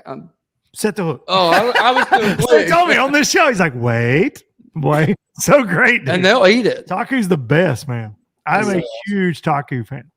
Yeah, me too. I haven't got Sorry, Mike. Sorry. We're all over the place, Mikey. I'm very me too. That's all right. I haven't gotten into the cover scats myself. I've never done one. I've never done it. I mean, dude, listen, here's the deal. And I feel you're a lot like you and I talk bass fishing. I want to go just catch them flipping a jig, dog. Like, I don't want to have to throw something that looks like dog shit. That's the reason. Heavy dog shit. I don't want to do that. That's the reason I don't like herring legs like Smith. I threw a frog at Smith during the ABT. How'd you do there? 19th. I was gonna say, probably got to check something. Yeah, in the back. Yeah, in the back of pockets, like matted stuff. I was like, okay, they're back there. So I was like, let's go and do it. And nobody messing with us, everybody going out on points. Like, I was like, man, I just don't like that. But I don't like cranking that fluke. Dude, you got to do what you got confidence in, you know. It'll work out so much better in most cases. That's it. If you try to go do something you're not comfortable we did try.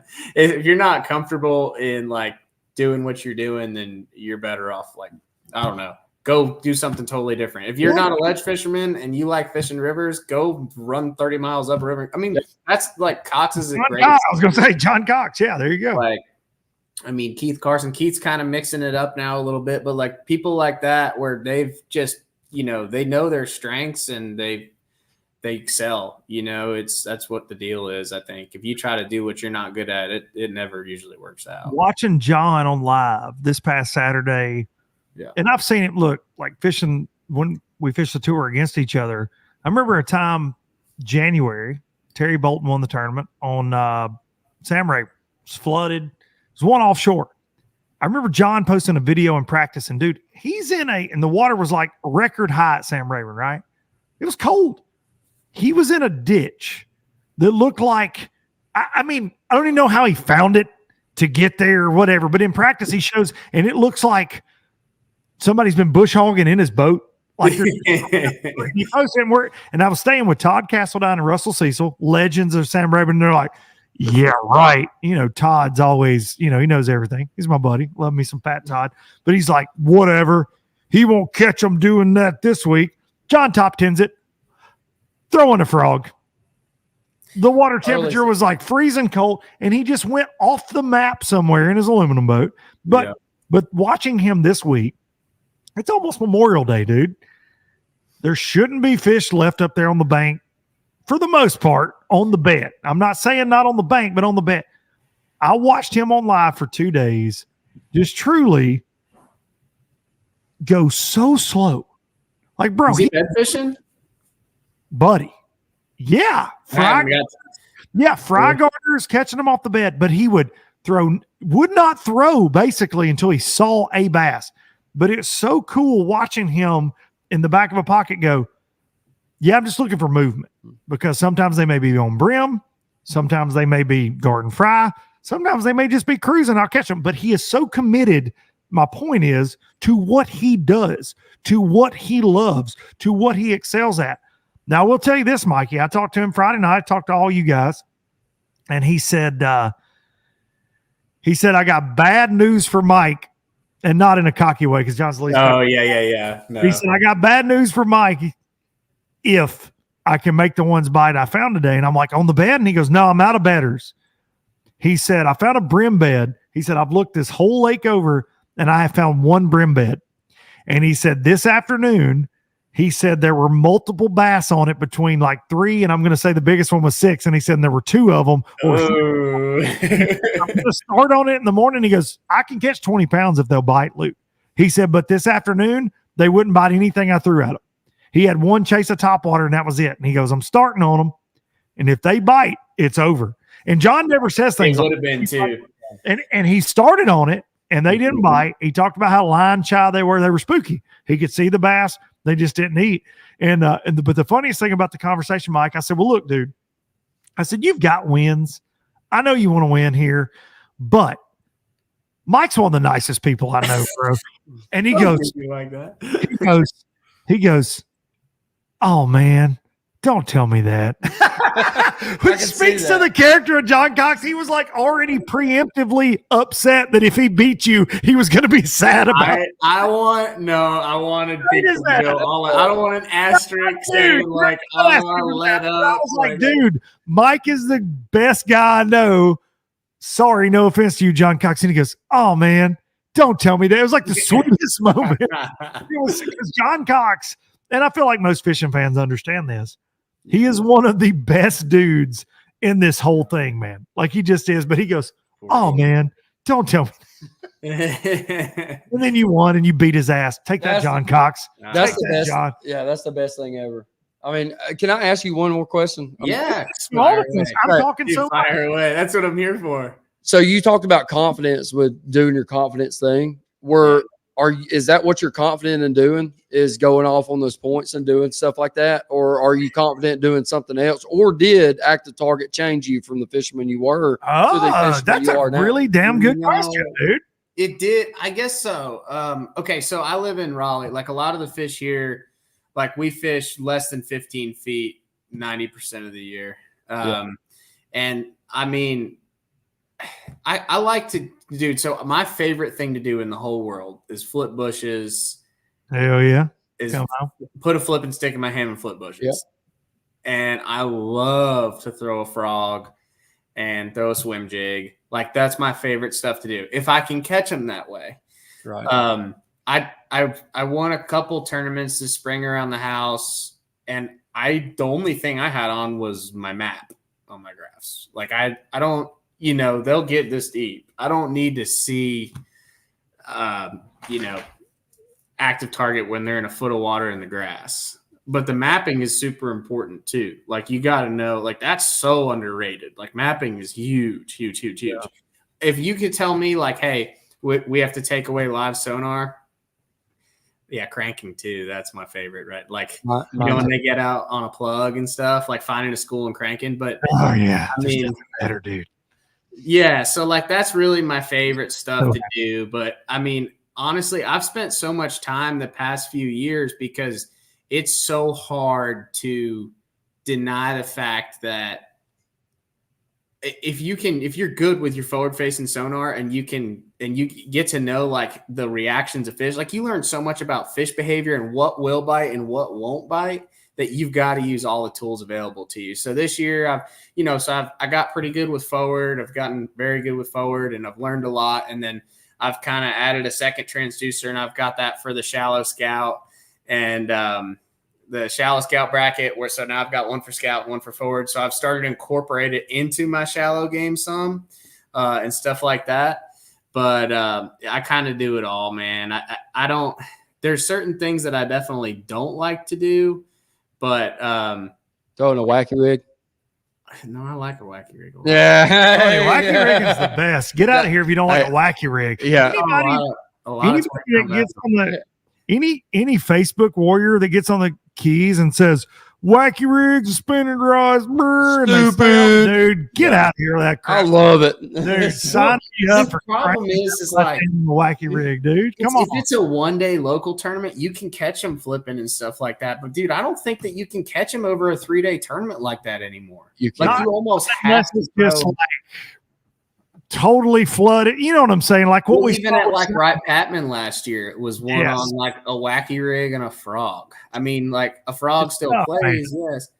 But you know what I'm saying? Like it's just so hard at this point they get so smart over what you're throwing with all the fun stuff. It's almost like when I started the MPFL 2 years ago, I had one spinning rod and now I have 9. Like you almost have to throw spinning rods most of the time when it's a multi-day event, especially when there's that many boats on the water. I'm OG spinning rod guy. My dad, I'll tell this on my dad. He would throw I never understood this, maybe because he's just insane. I don't know. Throwing a buzz bait, like a small buzz bait on a spinning rod when I was a kid. Ounce. Like a little quarter out, like Weiss Lake, and he'd be like, on probably like 10-pound mono, I'm sure. The 3-blade, the old 3-blade. Yeah, Terminator or the Strike King or the Terminator. And he'd catch just big ones on it. So dude, I've been spinning rodding with like Tennessee handle electrical tape spinning rods, like taped to the rods. Yes. Dude, I grew up on that crap. So FLW too. You had those duct tape. I love a freaking I love a spinning rod. You know what my favorite is? Like you ever go like my favorite bass episode or one of them, like the old nostalgic like bass TV shows they used to make. They had on Santee in 2006. If you go back and watch it, like those guys are throwing like the little pistol grip 6-foot rods with like spinner baits. Like I think it was Menendez or somebody. Catching like 6-7 pounders on like a 6-foot, just like noodle. Noodle. Oh, like this. Just like one-handed, like 20 feet from the boat, like yoink. And it's like, oh my God, you can't get anywhere. Like it just seems like it's changed so much, you know. Every Hank Parker show in the 90s when I was a kid is just like him throwing like this. Yeah. Yep. Yeah. One-handed man spinner spinnerbait. bait. Yeah, Just man a- spinnerbait. And so Man, I catch them all the time right here. I love it, guys. Thank you so much for watching my show. It's crazy how, I mean, a 6'10" when I was growing up was like a big deal. That's a big I rod. think the shortest rod for the most part that I use for spinnerbait and whatever now is like a 7'2". Yeah. You know, I don't have I'll use a jerk bait with like a 6'6", 6'10", somewhere in that area a lot of times. But other than that, dude, everything's over 7 feet now. Yeah. Mm-hmm.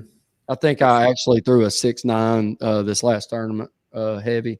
6'9". 6'9", Heavy. Yeah. Daiwa. 6'9" heavy. 6'9". Yeah. That's a thing. I had to have it because Is I that was, like a jig skipping, like dock skipping? it is. Yeah, it actually is. Yeah. Yeah. Yeah. It was a little secret bait, I guess, that we can't talk about. But yeah, the live actually cut it out too. So that was try to good. How do you rig it? You to give up a secret, won't Yeah, you? if you give How up, do you rig it? exactly. He'll get taken out if he gives up a secret. You don't give up that secret. I can't either. give up that secret. I'll get taken out as well. we can talk after. I can tell you about how to rig a fluke that I got shown by somebody else. And no, I'm just kidding, Trent. Everybody relax. But nah, yeah, that's cool. Hey, Mikey, Awesome. North Carolina, NC shooter 1213 coming in. That extra 4 inches is a lot. 4 inches is huge. And you know what? Totally. I agree with that 100%. I I think can't. we can all agree with that tonight. Drink it. Josh by Butts, the way, Bush beer. Here we go. Bush beer. Here we go. Hey, Bush beer. Mikey, what's in your cup right Yeah. now? This is a Miller. Why didn't you have? Oh, you I need a Miller sponsorship? No, I don't, unfortunately. Oh, okay. Don't. No, I was just gonna drink a Miller. I just didn't know if it was frowned upon or not, So Buddy, bring it. No, this is not. Listen, love We- Miss K. She's I the was gonna go mixed drink. I mixed it up a little bit. Well, that's what we're having here, Mike. And I got this cup that has this little button right here. Go ahead, Josh. Hit Yeah, that for me. I hit Well, it 2 times like well, that. it keeps the Shooter. vodka here. We got one of those. That's a sweet cup. Dude, That's so it. these people, Flask Cap, it's FLASKAP. They reached out to me on Instagram last fall and they're like, oh, we found your page and we would like to send you some stuff. I'm like, oh, okay. Yep. So they did. They sent it to me, and I'm thinking, well, damn, that's a podcast sponsor. Well, then they didn't do anything with me, but I got this badass cup. I've been I over don't here care to give clicking him a it the whole shout out. time. I'm almost out of vodka in it, obviously. Flask Cap. There you go, Brian, coming in. That's Yeah, it right there. That's what it is, dude. Brian. It's a great Oh, topic Brian. anyways. But look, this thing screws. This is a pros pointer right here. So it screws in. It's threaded top. See right there, low lifers. But you fill this little jobby right here up with whatever. Mhm. Hey, maybe you want fruit punch, Josh Butts. Maybe you're I not. like fruit punch. Maybe you don't like alcohol like we do. You know, I like alcohol, and you just screwed that up. Almost cross threaded it. Don't Damn, if I cross-thread it. cross thread the flask, I don't know This what's is happen. this is QVC redneck right here. Let me. It's like a 15-minute program about a cup. This is the best cup ever. Okay, look. Dude, I swear to God, I have nothing to do free with these pumps, people. okay? They sent me one free cup. These suckers never called me again. It's incredible. By the way, I have to let me go get in this Show, yeah. Break open another one from Mike's drinking Michelob. Did you say, Mikey? No, we're on Miller right now. Miller. Okay. You want to get a touch butts? Are the mountain Busch Light. Bush. That's a bush. The official beer of the Alabama Bastard. I Here will you go, say Mike. that. This is to Mike. This for is the a win. toast to Mikey right here. Mike, Mikey, for the win. if y'all got a drink at Boom. home, Hey, cheers to you, Josh. Congrats on the I ABT, appreciate man. it, buddy. hey, listen, Mike, your win was cool and all. All your posts were awesome. I'm a Mike Corbishley fan. You know that. I pull for you. But Josh Butts had him and his lovely bride, Laura Ann. They went, Jack's is the restaurant Jack's, Alabama Bass Trail sponsor. They took the big cardboard check. I don't know if you saw this post, Mikey, but they took the cardboard check. They went to Jack's afterwards and used it as a table in his in the truck. front seat of the truck. So Vimo, yeah, dude. and it was perfect. I mean, it was like you had. So we was actually going to a funeral, so we didn't need to get dirty on my suit that Laura Ann's mom got me, and it was a beautiful suit. And I didn't need to get it dirty. And I told Lauren, the first thing I'm going to do is put cheese sauce on this thing. And There you go. I don't know. yeah, can you see that? Look. No, not at all, actually. Yeah, well, That's right. I don't know who said it. I don't know, not at all. But Jamie, pull it up, Jamie. Jamie, Budget Live. That we need Lawrence to sponsor this deal, Mike. So I might be able to pull it up on my TV. Right? Yeah, that'll work. Yeah, that would be sick. We could go all night. Jamie, no, it'll be Mike. Pull it up all night. All night, Mikey. Pull it. Mike, Kevin Clark coming in hot. Where do I get a shallow? It comes with the active target too. There's a foot mount bracket, and there's one that has a steeper angle, and then there's on it. It says shallow, and it kind of goes just up a little bit. It's a 6-degree bend, so it shows you the top 10 foot of the water column really well. Awesome. Okay. Yeah. If y'all have any more, no joke. If you have Lawrence questions, this is the guy. He is. He can probably work you through a Lawrence or send you to Houston Calvert, and Houston doesn't know anything. I know Houston very well. Houston doesn't know Houston Calvert. I love me some Houston Calvert. You know, Houston was actually on the Wallace State bass fishing team when I was there. Yeah. Yeah. I love Houston. He used to fish with Darian Craig. We have a bunch of people on our team that used to fish in college. It's crazy. It's like a big overtaking. I mean, not just in Navico and Lawrence, but there's like a whole bunch of people that like work in the industry now that came from college. It's awesome. Goob is in the house. Shout out Goob, Jonathan Collins. Mike, do you know Goob? I do not. He does. He just doesn't know it. Exactly. Everybody knows Goob. Met Goob at some point. Everybody knows Goob. Maybe I recognize the face. Do you or the beard? He's got a serious beard. He kind of looks like a terrorist. Yeah, is that fair? He does. But when he shaves, he looks like a beautiful butterfly. I've never seen him. I don't know if is that a compliment? You want to be described as a beautiful boy? I don't know. Yeah, he is. He's a look at the pull that up right there. That's look. Jonathan Collins, he's coming. Look at that. Look at the hearts. He's got the hearts. Yeah, look, Mike. Yeah, there we go. Yeah, is that what we do? Yeah, buddy. Mike needs to come to the Crawfish Bowl on Monday. Mike needs to. And we're going to have in person with me and you. And we're going to have a Barbie Jeep. Race. Question coming in here. Mike Corbishley, Lawrence expert. This is from someone named Trent Palmer. Clearly doesn't know anything about electronics. Mm-hmm. I have a Gen 1 HDS 7 and it won't run my Active Image HD 3D box side scan. Says no sonar and won't ping. What do you recommend? Mike, do you have an answer for that? This guy. I would recommend you blueback herring or anything Lawrence, I think. I'm going to direct him to call customer service. That's too technical for me. That poor guy. You know, it's Mr. Palmer. It's probably a wiring harness issue. I don't know what kind of wiring harness you're using, but you should go with a better one, maybe than what you're using there. Try Sonar Pros, sir. That's what I would suggest. It's a really great harness. Maybe take your boat to Sonar Pros. They kind of tend to troubleshoot things and figure it out. And if you can't get the help you need at Lawrence there, go to Sonar Pros. I heard he fishes tournaments as well. I feel like he's already on the podcast. Sonar Pros do. I'm not sure about this guy here with all these questions. I didn't understand. Yep. He doesn't know how to rig a fluke. That's for damn sure. No. I'd tell him.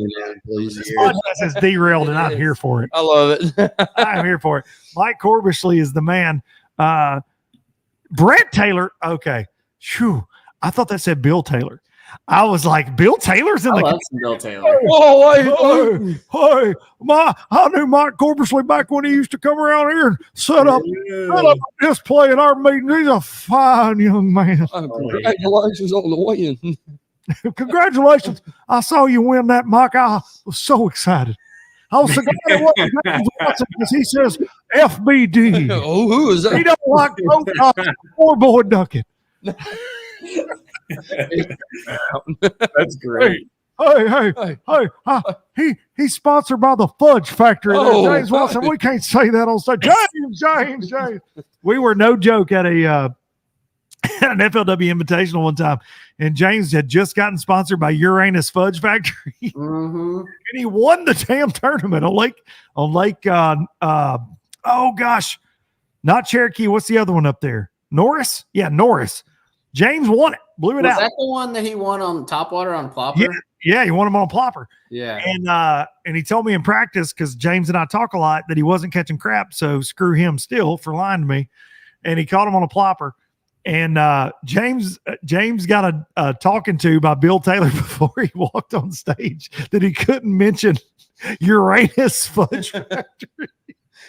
And James still did it. Imagine that. Wouldn't it be a great James, don't mention Fudge Factory. Hey, James, if you're watching, my last name's Butts. I need a Uranus Fudge Factory sponsorship. If you don't, You do. I'm telling you, I could do it now. That's pretty good. Yeah. You do need the Butts. The Butts Fudge. Fudge. No, the Butts Fudge, but the Butt Sweat is what my fudge would be now. I don't know what's happening right The now. Mud Butts. Morantz needs a breathalyzer for those trying to have fun, but not too much fun. Yeah. Brent Taylor coming in hot. Maybe. That's one product idea. Southern Boating Supply should send NC shooters some carpet graphic. We don't have any yet, but I can get you some. DM me. I can have some of those made. I'm not a bashful guy. Hey, shout out to your Southern Boat Supply too. That's Southern Boating Supply. It's a good time. Yeah. How far in are we now, Luke? Are you in like a month or two, or how No, far? man. I mean, technically, so me and my two business partners shook hands on it like the week before Christmas last year. But so a few months in, but starting to call on OEMs, which that's your world, the boat builder world, Mikey. And it can be difficult. And man, I've been welcomed with open arms, which is awesome.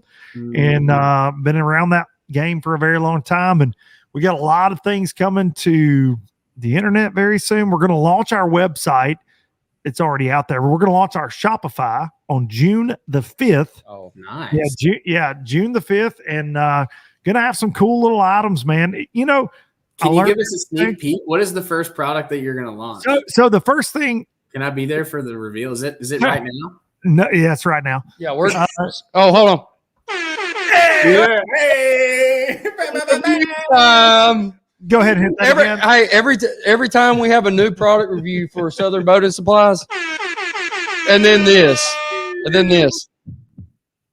to get the anticipation up. Yeah, I'm with that. Is that right? Yeah. Hey, I don't think I'll ever do this show by myself again, Josh. You don't need Butts. I to. think there's no way I ever do this alone again. you don't need to. Josh Butts is now the official. It is low budget live. Low budget live, but I'm not somebody else. Butts and Dump. Butts and Dump, but I won't Butts back out on you. Like, Dunkin' Butts. hey, Dunk- I'm not a hey. No, Dunkin' Dunkin' Butts don't work. I mean, Dude, it does. It does, but Dunkin' Butts in the house, baby. Dunkin' Butts. That's good. Hey, look, Dunkin' Butts. Dude, baby. you let my wife hear that, she gonna be upset. Look, the logo's like this, and then here comes the donut. What is happening?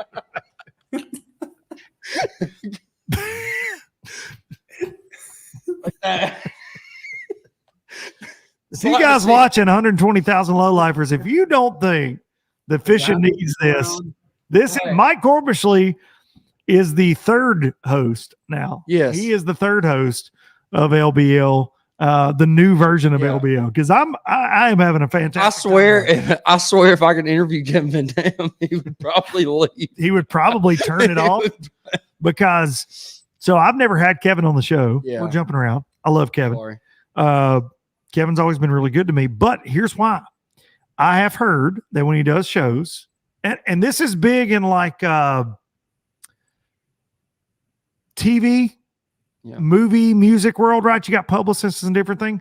He wants approved questions before he does it. I don't do that. Like we'd have conversations, right? Like he doesn't want to be surprised. And I get that, right? But he's like, hey, these are the questions. And I've heard that from some friends of mine that have had him on. That's not a shot at Kevin. No, that's just not how Low Budget Live works. And I like having in-depth conversations with people or whatever comes up, like Dunkin' Butts. Dunkin' Butts. No, that was Butts. Mike. That was all Mike. That was all Mikey. That was all Mikey. And actually, that's really ironic. When I was waiting on a rental truck today, I was actually waiting at Dunkin' Donuts. So, did you walk there? They could have some new competition. Is that what you're saying? Yeah, yeah, right. Yeah, we'll have our own. We can have, the drink in this cup, we can call it Dunkin' Butts for two, and then hit them with the vodka. Skeeter Crosby, the edibles should be limited to 1%. Listen, understand this, Skeeter. I love an edible. I've said that on the show many times. I do love an edible. I'm not afraid. Look, I even have a crappie gummies. I met these people at the East Tennessee Fishing Show. I can't show you because I might unplug something. I begged them to sponsor the show, crappie gummies. If I had an edible, this show would be like this. You just sit there. It would be that quiet because Right, Mike, if I have an edible, and look, I own my own business now, so I don't give a damn if you think if I enjoy my edibles or not. But I do like an edible. But I basically, when I eat edibles, I think I'm talking, but I'm not. You get lost. I've done that at St. Lawrence River one time. My dad gave me about a quarter of one. Shout out, Dad. Dad.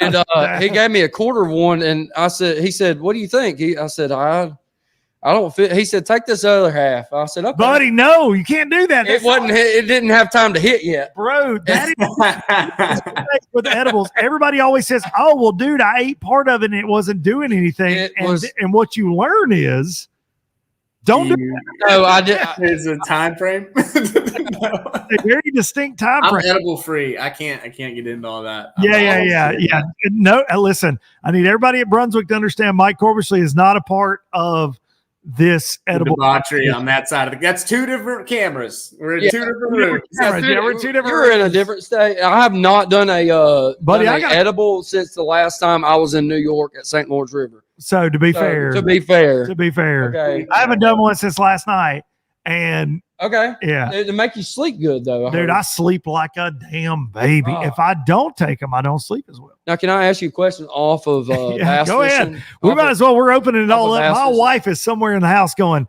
"Well, wish you hadn't filmed that out there." But I'm starting to wonder if I should have wore a Lawrence logo for this one. So, dude, what are edibles? They're gummies. Like So when you go in gummies. your bed, does your bed smell good of sleep? Because when I go home, when I smell my bed, I want to go to sleep. You know. What? Yeah, I think I know what you're saying. Okay, like home, it's like pooping on your toilet. Exactly. Right? Like your own toilet. Like you got your throne. Yeah, I get that. Okay. You travel a lot. Hotel toilets. Mike does it. Mike knows. Mike knows. Mike travels a ton. The smell of his job that doesn't have on the road versus at home. Hey, your butt's on the road. When you're dunking butts at home versus on the road. I don't be dunking butts on the road, dog. Be careful. I've been divorced once. I ain't getting divorced again. I ain't getting divorced ever. Whoa, hey, we got hey. Party foul on the flash cap. It was a flash cap, man. You're not used to it. The flash cap just overloaded me. He's not used to it. Damn it, boy. Flash cap. Did you see me with two more pumps? Yeah. My bed smells like what is Mike Corbishley, I'm sorry for where this is going. My bed smells like Medusa. It's a good time. It's a good time. It's a good thing I don't know how many people are actually watching because I feel like butts can smell sleep. There he goes. Exactly. Right here. I can smell sleep later on. Listen, there were people on Instagram today, mostly your wife and Noah Dickinson, that said this would be the greatest low budget live of all time. Well, Duncan plus Butts plus Mikey. I think this is the best episode we've ever done, dude. This is the 271st episode, and I'm having the best time. I'm literally having so much fun with Mike because we're putting him through such a. No, Mike's good to go. Mike's good to go. I love Mike's Mike. Good to go.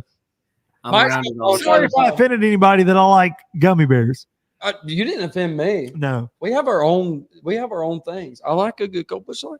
Yeah, I mean, dude, I do it to sleep mainly, but sometimes I do it so I can eat a lot of potato chips. Hey, and if we got off the rails on fishing, I do it to eat.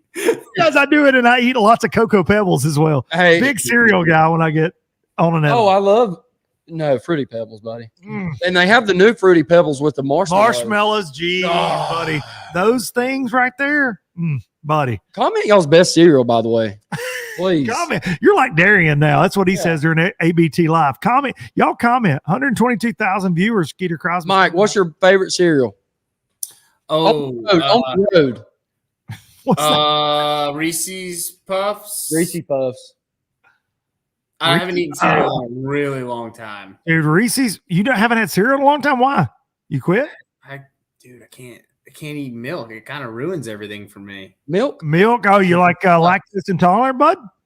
I guess. I don't know. I drink coffee black. I don't know. I don't eat breakfast most of the time. I'm not, dude. I'm like the worst breakfast person ever. We Me had too. breakfast For with real? Rose's parents on. Yeah, man. I'm like, you don't want to go to breakfast with me. I'm like, we were at breakfast with Rose's parents on the way home, and there's like egg on everything in the menu, and I'm like, I'm just gonna order 4 sides, like You don't sausage. like an egg? Ah, dude, it sucks. I can't eat any of that stuff. What? Did I say any of that stuff? It's literally just eggs and milk, and that's Yeah. Every day when I get up, this is no joke. If I'm home, I crack me 2 eggs. Mhm. All right. And I'm going to throw y'all, if you follow me on Instagram, you see me do this. I throw a little goat cheese in there. Oh man, I like goat cheese. Everything bagel season. This is every day of my damn life. And it's y'all tea, everything bagel, y'all brands. Okay. And he also has a season called Bama Burger, buddy. Hold on. You're welcome. You're Bama welcome, Burger. Darian. Idiot the Darian. hottest seasoning in the world.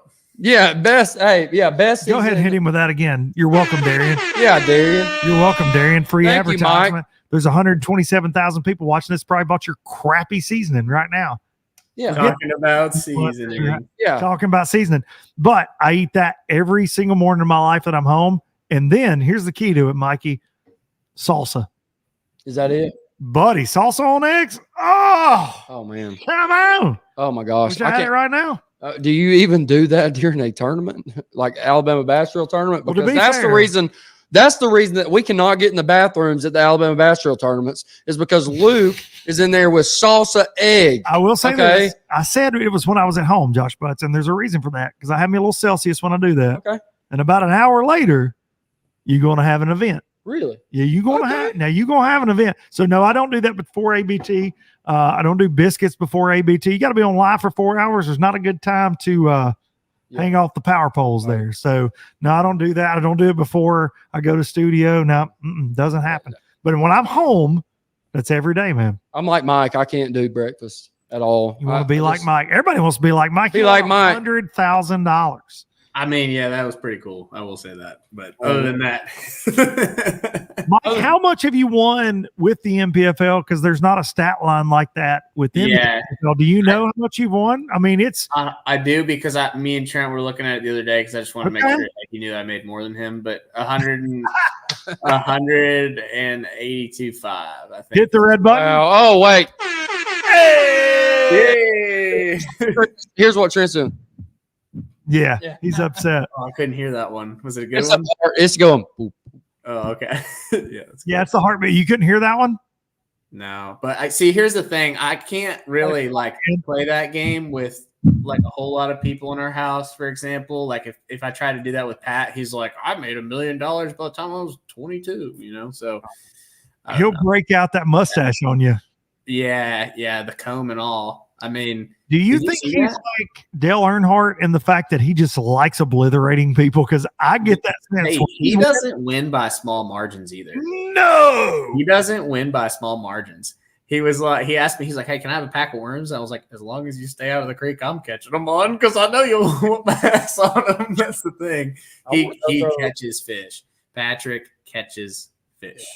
Trent Palmer called me during practice and told me kind of what was going on after day 2. He Yeah. called me one afternoon and he goes, "Bro, we might be cooked. We might be in trouble because they're doing exactly what Pat's doing at Murray." And he was like, "He might win this thing without practice." And I said, "You really think so?" And he goes, "Yeah, I really think so." And dude, that's just a testament to how freaking good he is. I've said it on the show. ahead. A lot of talk goes into Wheeler, right? Yeah. Connell, Welcher, a lot of people. Patrick Walters, in my opinion, since he has been on the scene, dude, I don't know how the guy, when he does retire one of these days, doesn't go down as one of the greatest to ever play the game. Period. End of story. I think he's the I total. agree. I really think that if he was better with like he's getting like he's doing the social media stuff a whole lot better now. No And, like, doubt. I mean, I think that if he got on that train earlier, you know, it changes the whole outlook on him. But there's still people out there who don't know who Patrick is. That's the crazy thing. Yeah, And, I mean, like I think it's kind of getting to a point where you have to know who he is. But I mean, it is wild because like the dude's won so much. I don't Like, think he's ever, I think 1 year, Yeah. in his first year, he finished out of the top 10 in the Bassmaster Elite Series Angler of the Year race. Yeah. Bonnie Moore would have to correct me. No, I think his stats are he's number one if you take his career rankings over the past career. Yeah, since he's been in it, I think he's the number one ranked angler over there. And a lot of people say live scope and blah blah blah. Dude, he was catching them in college, like all over the map. He made the elites without it. He won on the Red River without it. He won college tournaments without it. You know, it doesn't matter. That's like one of those things, man. I don't care. You know what I mean? Like it definitely helps. If everybody in the field has it, like you better have it. And you better be good at it. But he's dangerous with it. I mean, he's proven that. He's dangerous with it. Sure. But he's very dangerous with it. But he is I don't think he gets, and I shouldn't say respect, I guess, in a sense, because I do think people obviously respect him, but he's one of those guys that, like, you better mention him all the time. Oh, he's better be in the back of your head. No doubt. And unfortunately, on the MPFL side of things, I saw comments, people like, oh, he's beating up on guys we've never heard of, blah, blah, blah. Dude, look at every time he fishes. He wins every year, no matter where he's at. He's always in contention for Angler of the Year. The guy's a freak of nature, and low key, one of the funniest dudes you'll ever talk to, right, Mike? For sure. If you stuck him over on the BPT, if you put him wherever, it doesn't matter. He'd be winning tournaments. Like, it does not matter. He is going to take your lunch money, like plain and simple. But either way. Tory Tucker. How does he keep his nuts in those shorts? That is a great. Right there. That's my dude. Yeah, that's my dude from the West Coast, Idaho boy, Tory Tucker. He's been doing LBL Live. That's my guy right there. How does he keep the nuts in the shorts? I probably need shorter shorts. That might be his, like, the secret. I don't know. But what's the secret to keep, dude? I mean, you get a little older, you got to worry about that. He might not. He just had his first kid. Dude, I ain't wearing shorts that short. You know what, a funny story about Pat. I met him in college when he was fishing at South Carolina, and I met Geddes Brandon. Yeah, with Geddes. Yep, and he was fishing in South Carolina, and he actually won Winyah Bay when me and my wife met each other. So, and that's how me and Pat knew each other. Now we're great. Me and Pat's great friends. We everybody, Josh. Yeah, I love Pat. Knows literally everybody. Love Pat. He's a great guy. But I'm tending to like Mike a little bit more than Pat now. We'll get it. Patrick Walters. When you're down in Alabama and you want to go catch some Guntersville fish, he's coming for the Pickwick tournament coming up. Hey, I'm not going to do anything gray area related. I promise you that. No, that's not gray area. Going fishing at Guntersville. I do want to go fishing on Guntersville, though. It's been a while since I fished Guntersville. Hey, let's go. This is the guy right here. Yeah. Me and Trey may get in the boat together and take old Mike Trey out. Swindle? Yeah. Nobody wants to fish with that little bitch. That's why, dude, I had to take a job with the Alabama Bass Trail so I could stop fishing with him. I didn't know how to break it off with him. Right? Yeah, man. He was so upset, wasn't he? I love me some Trey Swindle. Yeah, man. He's good. We had a good time, by the way, at your low budget live. Y'all did. Y'all were the two that stood on tables the entire time, the entire night. Sang every song, even if okay. I was there. You were there, Mike. Yeah, I'm upset. We've probably been all around each other and didn't even. You have 100%. Listen, this man right here, Mike Corbishley, is everywhere in bass fishing all the time, and you will rarely say the name Josh Butts to somebody that, like, we both know, mutual friends. They'll be like, oh yeah, I know Butts. Everybody knows Josh Butts. Josh Butts knows everybody. Josh Butts, Mike Corbishley, and I know he's thinking this. Why haven't you, like, we need you in the national spotlight, Josh Butts. You are a superstar. I don't know that I want that. Sounds like he catches them really good. He does catch them really good. One is I've been trying to we've been trying to save up. We're renting a house right now, so I've been trying to save up for a house first. That's awesome, man. I've got my smart man, and this man will tell you that. I've got an Express that I go and pleasure fish out of. It's not really good for tournament fishing. So Steven really helps out with. He's got a Nitro Z20 and he that y'all fish ABT out of and all that. Fish ABT out of and he's been a great help, and he's been awesome. But I've really wanted to go pro. But here's the thing, Luke, is seeing all this controversy the past 3 years and seeing how much money it takes to actually do something and actually raise a family. It's something that I would want to fish the Classic, but nothing else. Dude, it's that's no joke. I mean, you're respect, dog. Yeah. You can do it. Respect, right? Yeah, no doubt. For sure. 'Cause this man, there's a reason that I work a full-time job. But, it's so hard to get same, into. dude. I was okay. So Kyle Austin, right, won the last Open on Santee. Kyle and I had this conversation the other day. Now he guides 24/7, right, when he's at the house and everything. Kyle was like, I mean, dude, there's so much controversy and drama and so many comments and stuff like that of just people. And I hope nobody takes this the wrong way. But there's a lot of comments, people who just don't really know what's going on, but kind of want to be involved. And there are definitely some people who are not, that kind of go about the sport the wrong way in fishing. But, like dive in. Come on, Mike. Okay, I'm like trying to beat around the bush, but not really. There's all this drama right now about the Elite Series rookie class. And here we go. I mean, dude, like Kyle was like, man, I'm almost Mikey. Kyle's probably mad that I brought this up. Mikey. But I mean, seriously, there might be one or two people in there who are like problem childs or whatever else. And I don't know those guys specifically well enough to where I'm even going to say anything bad about them.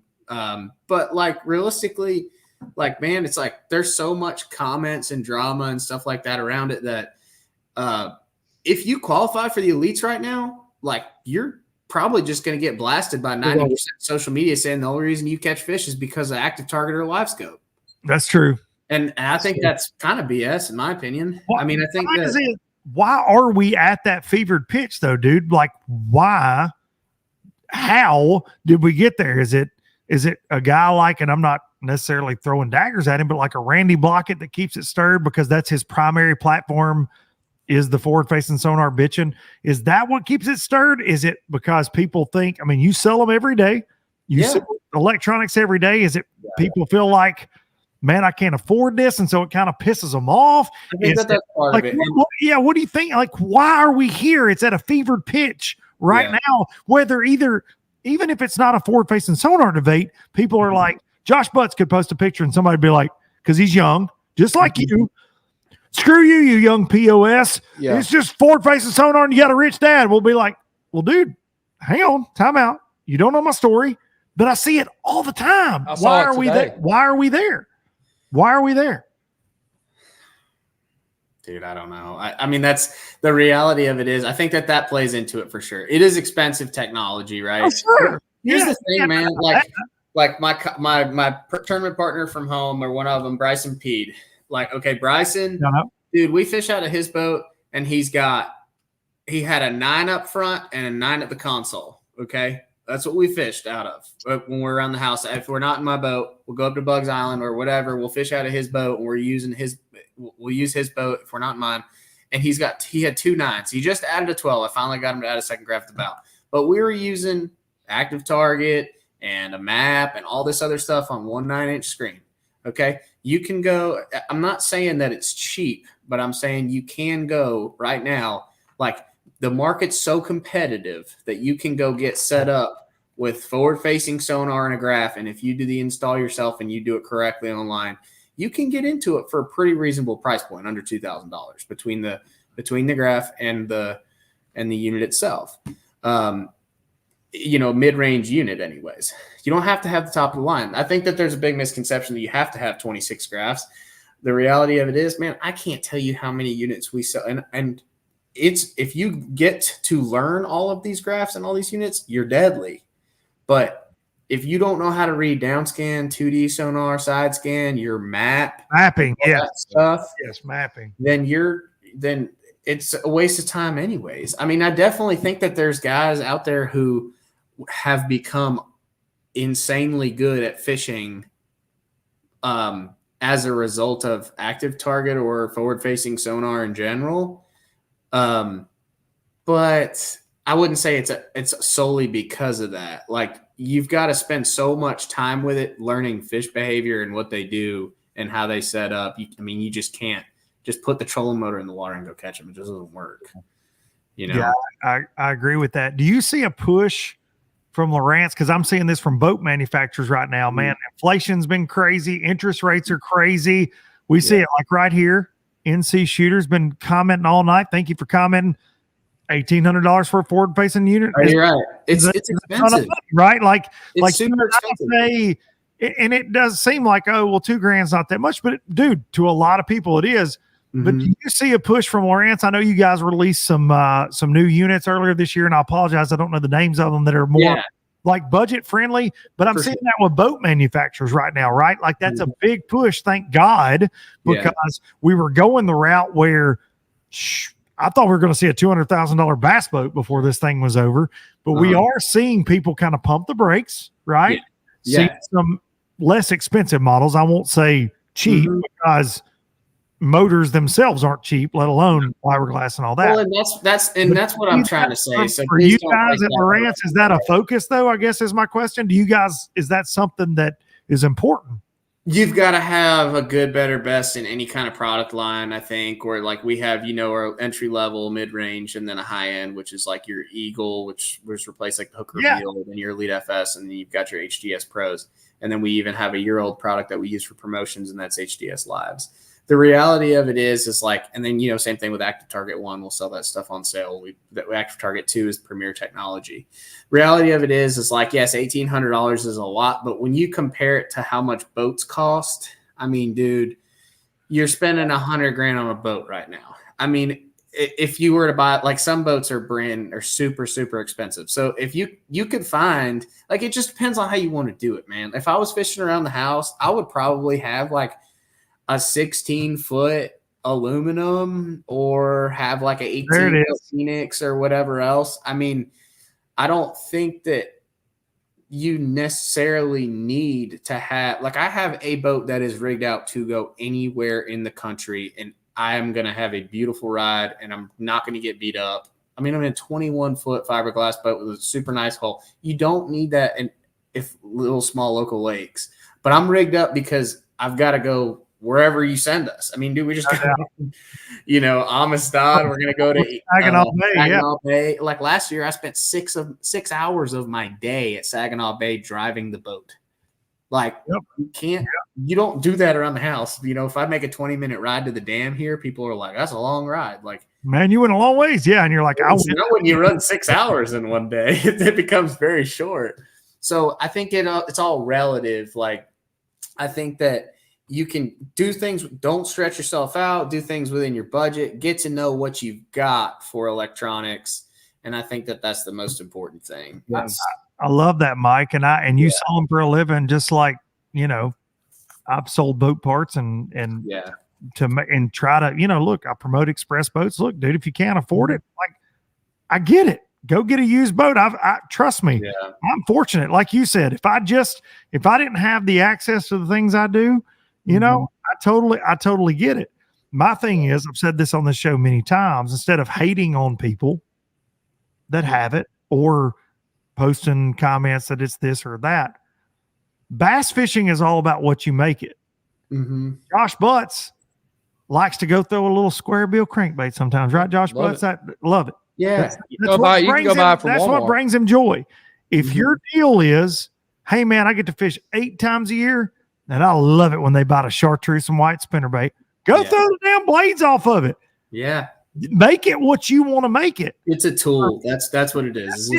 For me, I'm so ADD that when I get to go, I'm like, ooh, there they are on forward facing. Ooh, I want to go skip that dock. Oh, I want to go here. I mean, that's the first tournament that I had Active Target on my boat. Like, I was like the first one out there that, like, I got a prototype, and it was at the Toyota Series Championship on Cumberland in 2020. And I put it on my boat. I put it on my boat. My boat, I was in between boats. Something was going on. I borrowed Matt Airy's boat for that tournament, rigged it up on his at his bow. And the first time I used it I used it one time prior to that, like showing customers or whatever, but I used it on his boat in the tournament on the first day, and I was on a crankbait bite. Okay. Yeah. If you're on a crankbait bite, the worst thing you can do is stare at that screen. Oh yeah, that's right. Because you're working down, you're firing a plug, working it down bluff walls, whatever else. Next thing you know, you're like, oh, there's 2 fish on that laydown. Let's go over here to the left. And you stare at him, you throw, and you throw, and you throw, and you throw, and you throw, and you're like, I can't get him to bite. And you're like, next thing you know, like, I spent 30 minutes throwing at these 2 fish. And then you pick up your crankbait and you go down the bank. 10 minutes later, you catch one. And you're like, oh, another laydown with 2 fish. And you're like, you throw and you throw. And it's like, hey, if I just stop being an idiot and put like, there is times where you just need to like go. Just fish. Yeah. Old school now, unfortunately. That's what people call it. But old school, baby. Jamie Sizemore coming in, Sizemore life. Pond fishing as a kid was a blast. Fishing with 4-facing sonar is a blast. Excuse me. Common denominator: fishing is a lifestyle. That's it, right, Josh? Yeah, that's it. And that's so funny that y'all fishing is a good time. It's supposed to be fun. Yeah, fun, man. That's what's funny. Y'all mention all this stuff is Stephen and I, when we fish tournaments in the Alabama Bass Trail, is when we do our best is when we just fish the moment. And I think nobody does that anymore, and they chase the fish, like you said, Mike, on sonar, and they see something, and we keep it on because that's our front transducer, so I can know the depth. I can see fish, but am I focused on that at the time when I know I can get a bite doing this? I'm not going to pay attention to those fish that we caught at Neely on my forward-facing sonar or on his forward-facing sonar. I'm not going to pay him attention because I'm doing what I love, and we're going to sit down and just fish. And I think a lot of people run away from that. I think a lot of people just run away from what they like to do because of the forward-facing sonar, and it's taking a lot of these people out. Now, you think it's taking more people out? Like the comments are, it makes everybody able to catch them, but I think the comments get in people's head like they're missing. I agree with that. Dude, the biggest fish that I caught in this tournament, I threw out there. I was eating a sandwich, shaking a shaky head. Yep. I wasn't looking at anything. I was like, I gotta eat. I'm gonna die. It's the middle of the day, and I was just like looking around, shaking a shaky head. I was like, oh, there's a bass. Yep. Like, throwing it up on a point. And that happens too. I mean, it's just like our ABT tournament. We was due in at 2:30. We was boat 5, and we stopped at one spot, and the class just my just brain was going. I was like, what do we do? And the clouds came over because we had sun for just a little bit. It was supposed to rain all day. Mm-hmm. We had sun for just a second. And then the clouds came back over and wind started pushing out of the south. And I said, I'm picking up my big bait buzz bait. Yeah. I literally said, let's go do it. 6 casts, 5 pound. Yeah. No kidding. And that was the winning fish, obviously. That was the winning fish. Yeah. Because, it was intuition, gut. Yeah, man. 1843 to 1823. That was it. And I said, dude, Stephen, we never catch, but that was a big fish bait that we always catch big fish on, and we needed it. And I don't think a lot of people do that anymore. And we were talking earlier about comments and how people hate on stuff so much. Mm-hmm. I was looking at today. I was actually, when I was trying to get my rental truck, I didn't have anything to do. Mm-hmm. I was looking at. We still never have told that story. I haven't. Well, why you pulled up to my house in a rental truck to continue? So I was looking at Major League Fishing comments, and the two that they had, they all bad. And I saw they're literally fishing cheese mats, catching them on a frog, and there's people complaining about that. 1,000,000%. Are they? Let me ask you this: I've seen some comments come down here. Do they just want your attention? That's it. Yeah. Or are they really mad? I think they just want attention. It's people that want. I mean, I've done this for years, and when you give it a reaction. Right. That's what they want. That's what most of them do. It's funny. I like to, when I'm bored on the couch, Mike Corbishley, Josh Butts, I like to go, I'll read comments. Yeah. Guilty pleasure. I love reading the comments. Yeah, I love reading the comments. And there was a guy the other day that was just bashing the heck out of something on a Bassmaster post. I can't even remember now what it was. And every now and then I'll throw a little, I'll comment back to one, And I commented back to this guy. And when I did, he knew everything about me. Literally. Commenting, his insult was dude, he knew from FLW tour record to the podcast. He wanted to hear from ABT, MP. Dude, this guy might as well. He might be hiding in the bushes watching my wife right now. I got a rental truck out there. I may run over him. He may know your tag. Yeah, you may hit him, Josh. But he did. Well, then I was like, dang, dude, well, you obviously know everything about me. Maybe calm down, whatever the comment was. Well, dude, then he sends me a novel, like private message trying to be my buddy. But it's what dude, just most of the time with the negative stuff, they want attention. That's what it is. That's what it is. I don't think half the people that comment the stuff they do negatively mean what they say. Who does not like seeing them come up on a It's so fun, man. Yeah. Like, I just like watching people catch fish, Mike. I mean, yeah. Like when we go up north and what, like it's that one, I'll be honest, River. It's not fun. I don't like.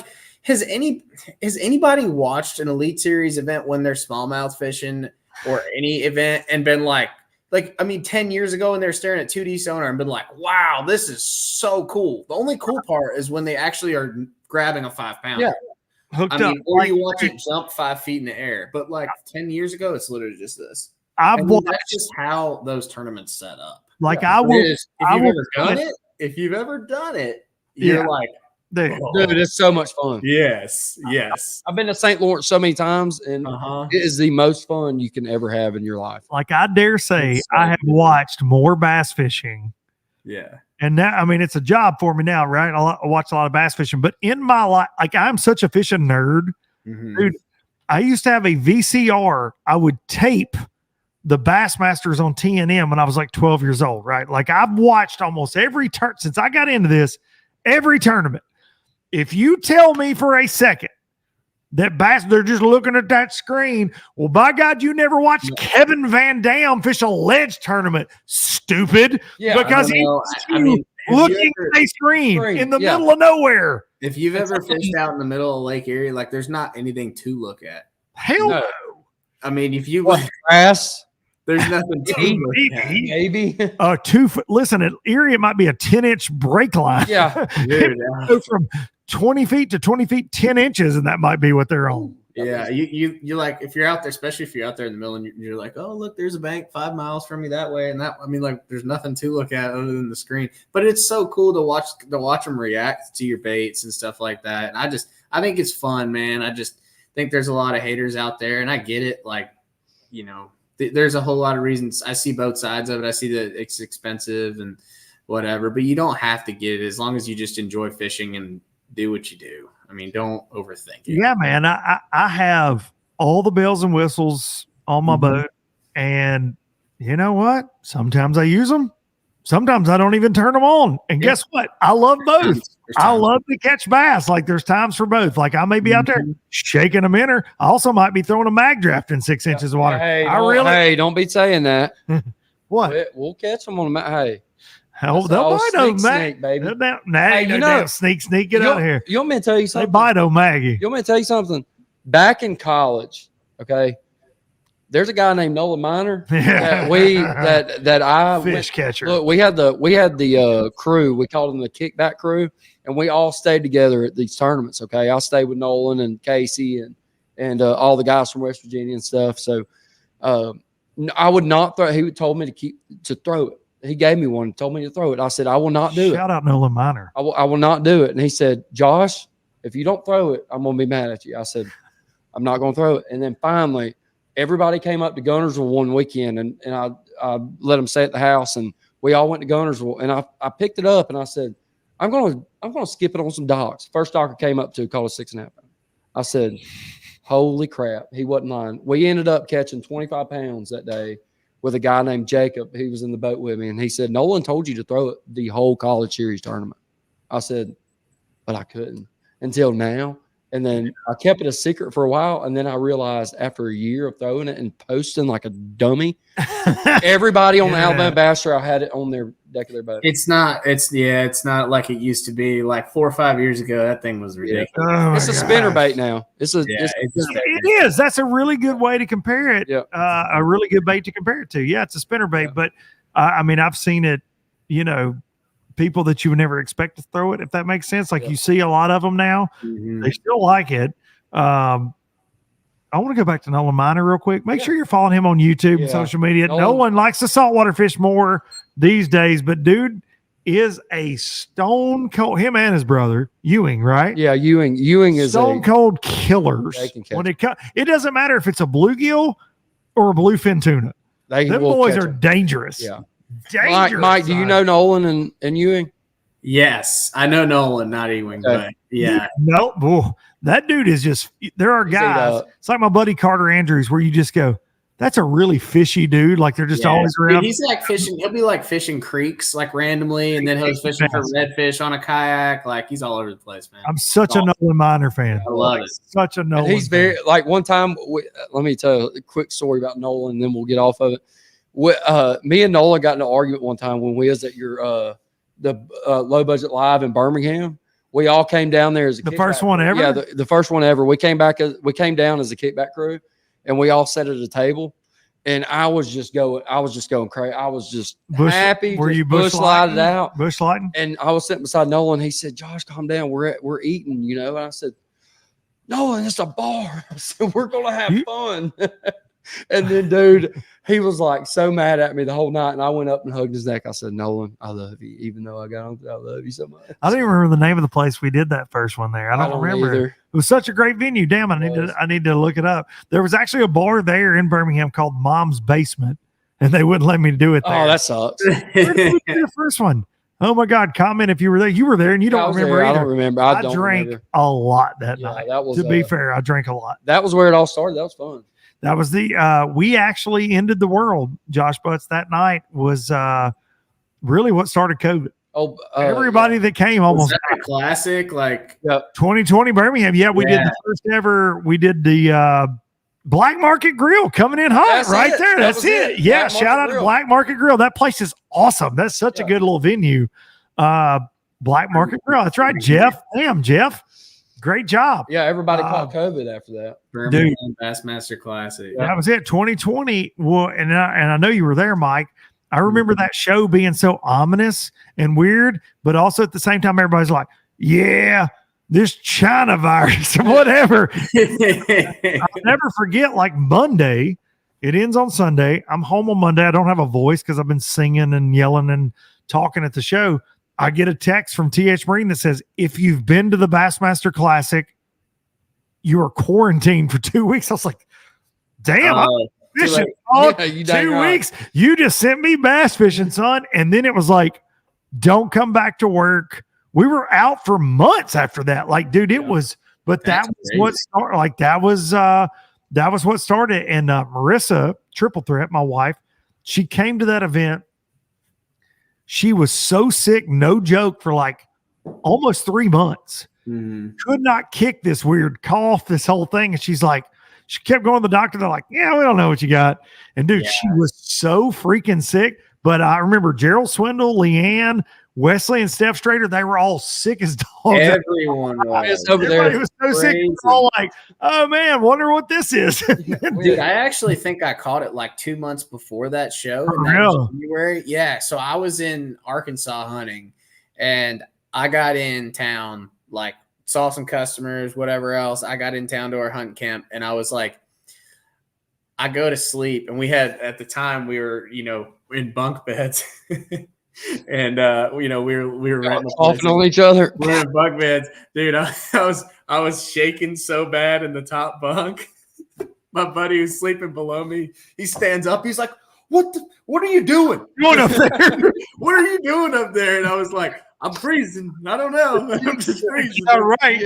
He's like, why are you shaking? It's 2 a.m. Like, and I was like, "I'm just sick, man. I have no idea." Anyways, yeah, long story short, I was just sick. I just had COVID. I went to a hotel in Jonesboro, Arkansas, and I stayed there for a week without eating, except for like I'd make it to the lobby and eat like chips and like a bottle of water, and then I'd throw it up and whatever else. And I was good. Everybody got sick at the Classic, and then I walked in and I got home and I was like, I feel great. I don't know. So I think I got the antibodies, but because remember the 2021 Classic. Remember the 21 Classic? We couldn't even have it till June because of all the craziness. They missed getting that Classic in. Yeah, like, dude, if it's 3 days later, they don't get to have that event because everything was so damn crazy in the world. Like it was like the true definition of calm before the storm. Yeah, like everything broke loose the Monday. Like all the other states start shutting down, and I'm going, "Oh God, this is freaking like a movie, man." And guess what? Hank Cherry pulled off. And Hank Cherry just out there jerking on. Hey, Just guess jerking what? off. He wasn't on the spot. He wasn't on. He wasn't even close to the No, he spot, wasn't. Josh Butts. No. No, he wasn't close. Imagine if he'd have been actually like on the spot, Josh Butts. I would have been crazy. Was he using live scope for that event? Yeah, Yes. and then this year he cried and said that live scope was bad or something. Yeah, he was using. He had this weird speech this year at the Classic about old school bass fishing and new school and all this stuff. And I was like, bro, you literally stood on stage and was like, I got to give Garmin Live Scope all the credit. Just a few years ago. I can't say anything bad, man. I think Hank's a phenomenal good. fisherman, but I don't really understand. I'm just saying it's funny, like the roller coaster of emotions of all of it. It was like, I think it's everybody, though. I don't think anybody really knows what's going on. Dude, that's what I was going to say. I was the same guy when I had it before everybody had it. I had no joke.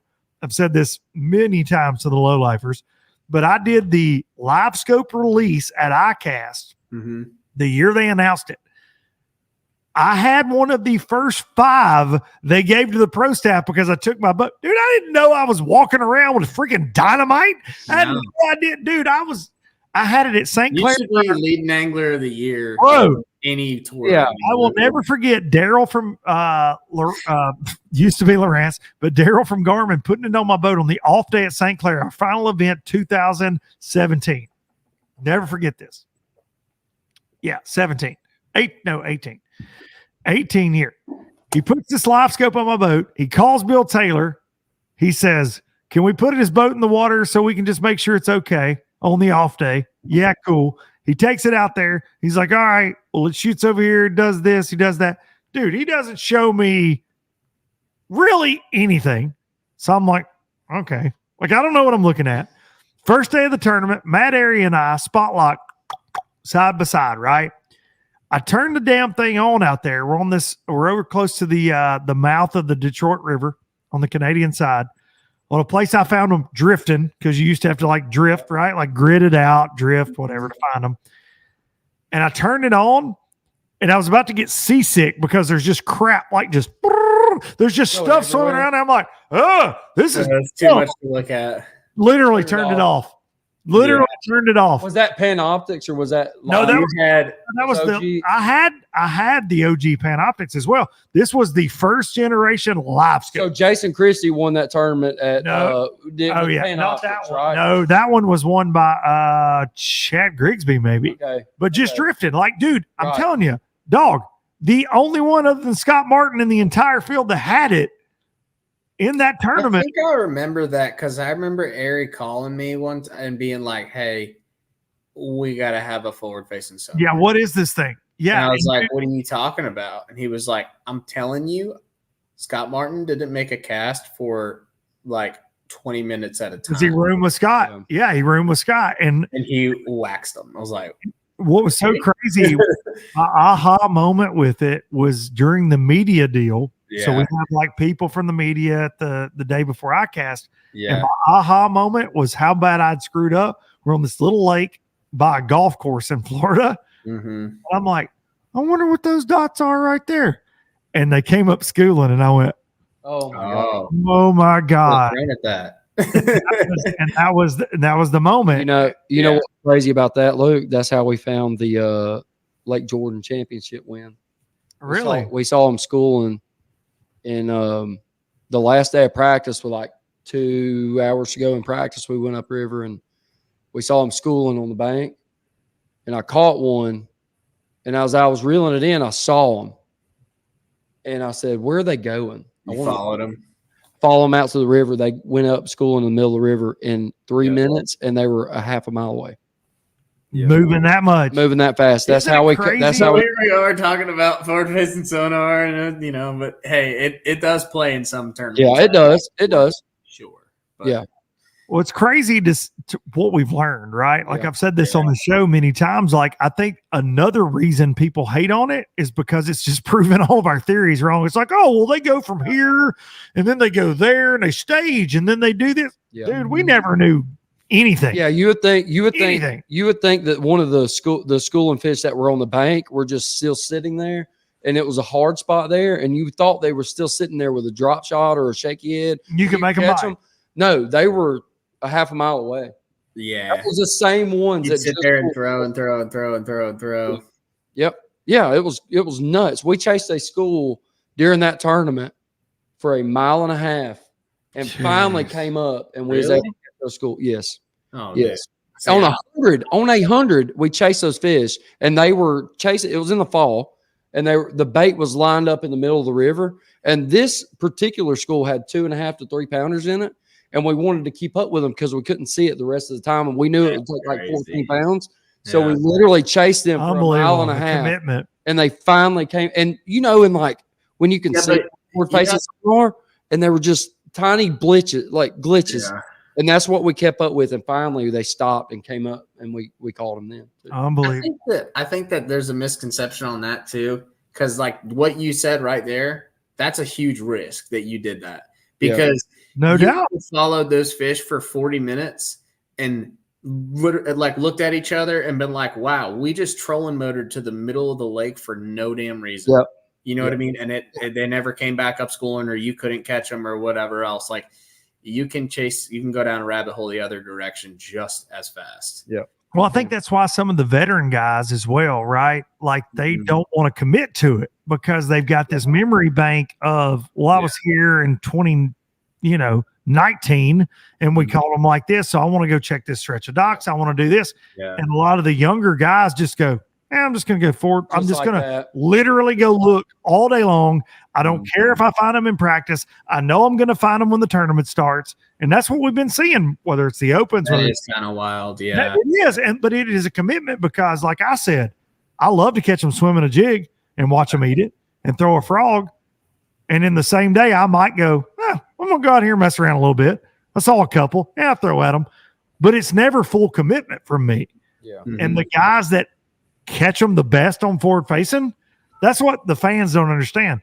It's all they do. They're not going to go throw a square bill. It's all they do. There'll be a tournament where it'll get one on a square bill and they won't win. But there you go. That was impressive to me about Will Harkins winning that. No doubt. For our tournament. Will has a reputation of fishing off the bank and fishing a drop shot and fishing, fishing out. And he's great at what he does. I mean, he's a stick. I mean, he's really good. Like he's what, 22? He's a hammer. Dude, he's so good for 21, 22 years old. He's a freak of nature. Yeah. And that fact that he won it on a square bill, like that's wild. But there's still a lot of tournaments like Tyler Stewart. He won that tournament on Clark's Hill on a chatterbait this year. The Minnow gang didn't do very well over there. He caught on a square bill. I'm trying to think where else. Zach Burge, you follow the forward right now. He caught him up shallow. Kyle Austin caught his up shallow on Santee. Now he's local, so I mean he knows the lineups and where he wants to fish. But there's a lot of things. Now to be fair, Drew Gill, he almost very good with it, man. He finished second to Burge at Eufaula in that flooded tournament. He was using I learned something watching that tournament. Let's put it that way. No doubt. Yeah, Drew Gill, I had him on this. We did a live with Drew, and I just sat here. If you go back and watch that episode, and I was like, just listening to him talk, like he is truly scary to listen to because he is so on that deal so far. But I also think he's learned so much about bass, self-admitted, dude, that he would catch them if they took it away. Like the guy is very much dialed in on what bass do. I don't know, Drew, but I've listened. I think I heard your podcast with him. Was he on BTL or yours first? Yeah, he did. I think he did Panger's first. I think he did BTL first. Yeah. I listened to BTL with it, and I was like, whoa. Like I learned a bunch. I listened to the one with you. Yeah. I like listening to him talk because it's an interesting take. Like, I think there's different ways to go about it, and I like, I learned a lot listening to him for sure. No doubt, dude. It's a different way to look at it. Use the restroom. Sorry. All right, got PP? Yeah, I got. All right, Josh Butts. I'll be right back. Get rid of some bush light. Josh Butts, everybody. I'll be back. How long is your podcast supposed Dude, to be? I don't know. I mean, Are people still listening? I can't see no, the dude, viewers. there's 135,000 listening right now. Are you being serious? No, I'm not at all. Trent Palmer coming in. This guy, he doesn't know a lot about electronics, but he says Hartwell was the perfect forward-facing sonar. Doesn't automatically catch them. Example, could see them all day on scope, couldn't get them to bite. Yeah, we saw that even on live on the Sonar Pro Sonar View. You see 20 bass out there, and like they're going, there's a bait, cool. They don't even react at all. We saw that multiple times over the couple days. So it really is interesting, man. I know you spend a lot of time staring at those screens. Yeah. With what you do, in and out of work, right? Like that's what. Yeah, yeah. But at the same time, I think you mentioned something a long time ago because we've kept you away from your lovely bride for a long time here tonight. But you mentioned something earlier about mapping. I think that's what people take for granted about electronics is we put all this focus on for those 3 letters now, right? FFS. There's so many things that they do. I have a Lowrance on my front deck right now because C-Map's amazing. Yep. It's just basically for mapping. Like what I utilize up there. Like I have a 12 Lowrance at the console, but a 9-inch just for mapping up front. Like you're missing out just using it for mapping. I'll say that. But outside of that, I know that. I'm also a cheapskate. So that's what dude, there's so many tools within those graphs that you can use that it's just like if you just learn one at a time and it makes you so it can really improve your game. Mapping's such a big deal. You pay attention to how you catch a fish, like, is on the last bit of shallow water leading into or last bit of deep water leading into a creek, or is in the first point on the main lake outside of a major spawning. I mean, just like paying attention to where it's at and on the lake, and you can really pattern fish like that, especially with a good map. No doubt about it. I mean, I don't know. I'm going to ask you this, Mike Corbishley, and we'll let you go because we have been almost going 3 hours. It's the longest. I would be so bored listening to this. I don't know. Mikey, almost 2 hours. Hey, Mikey, I love you so much, buddy. Yeah. Hey, man, you too. That was the longest fee I've ever had in my life. We had our hearts up earlier. That was good. Well, to be fair, I'm kind of boxed in. There you go, Mike. There you go, Mike. I feel like Dennis Rodman's boxing me out in the corner. Like I also need to do that at some point. Hey, me and Mike can go for about an hour. I know. Well, we've almost gone with 2 hours. Mike. Uh-oh. Oh hell! What'd you do? Spill beer? No, I almost took out the chair. Don't take out the Kool-Aid man. No, hey, he's got me. He'll run through a wall. Kool-Aid man. He'll run through a wall. Mike, I want to ask you this: for all the low lifers that are hanging with us, several of y'all. This man dialed on the Lowrance deal.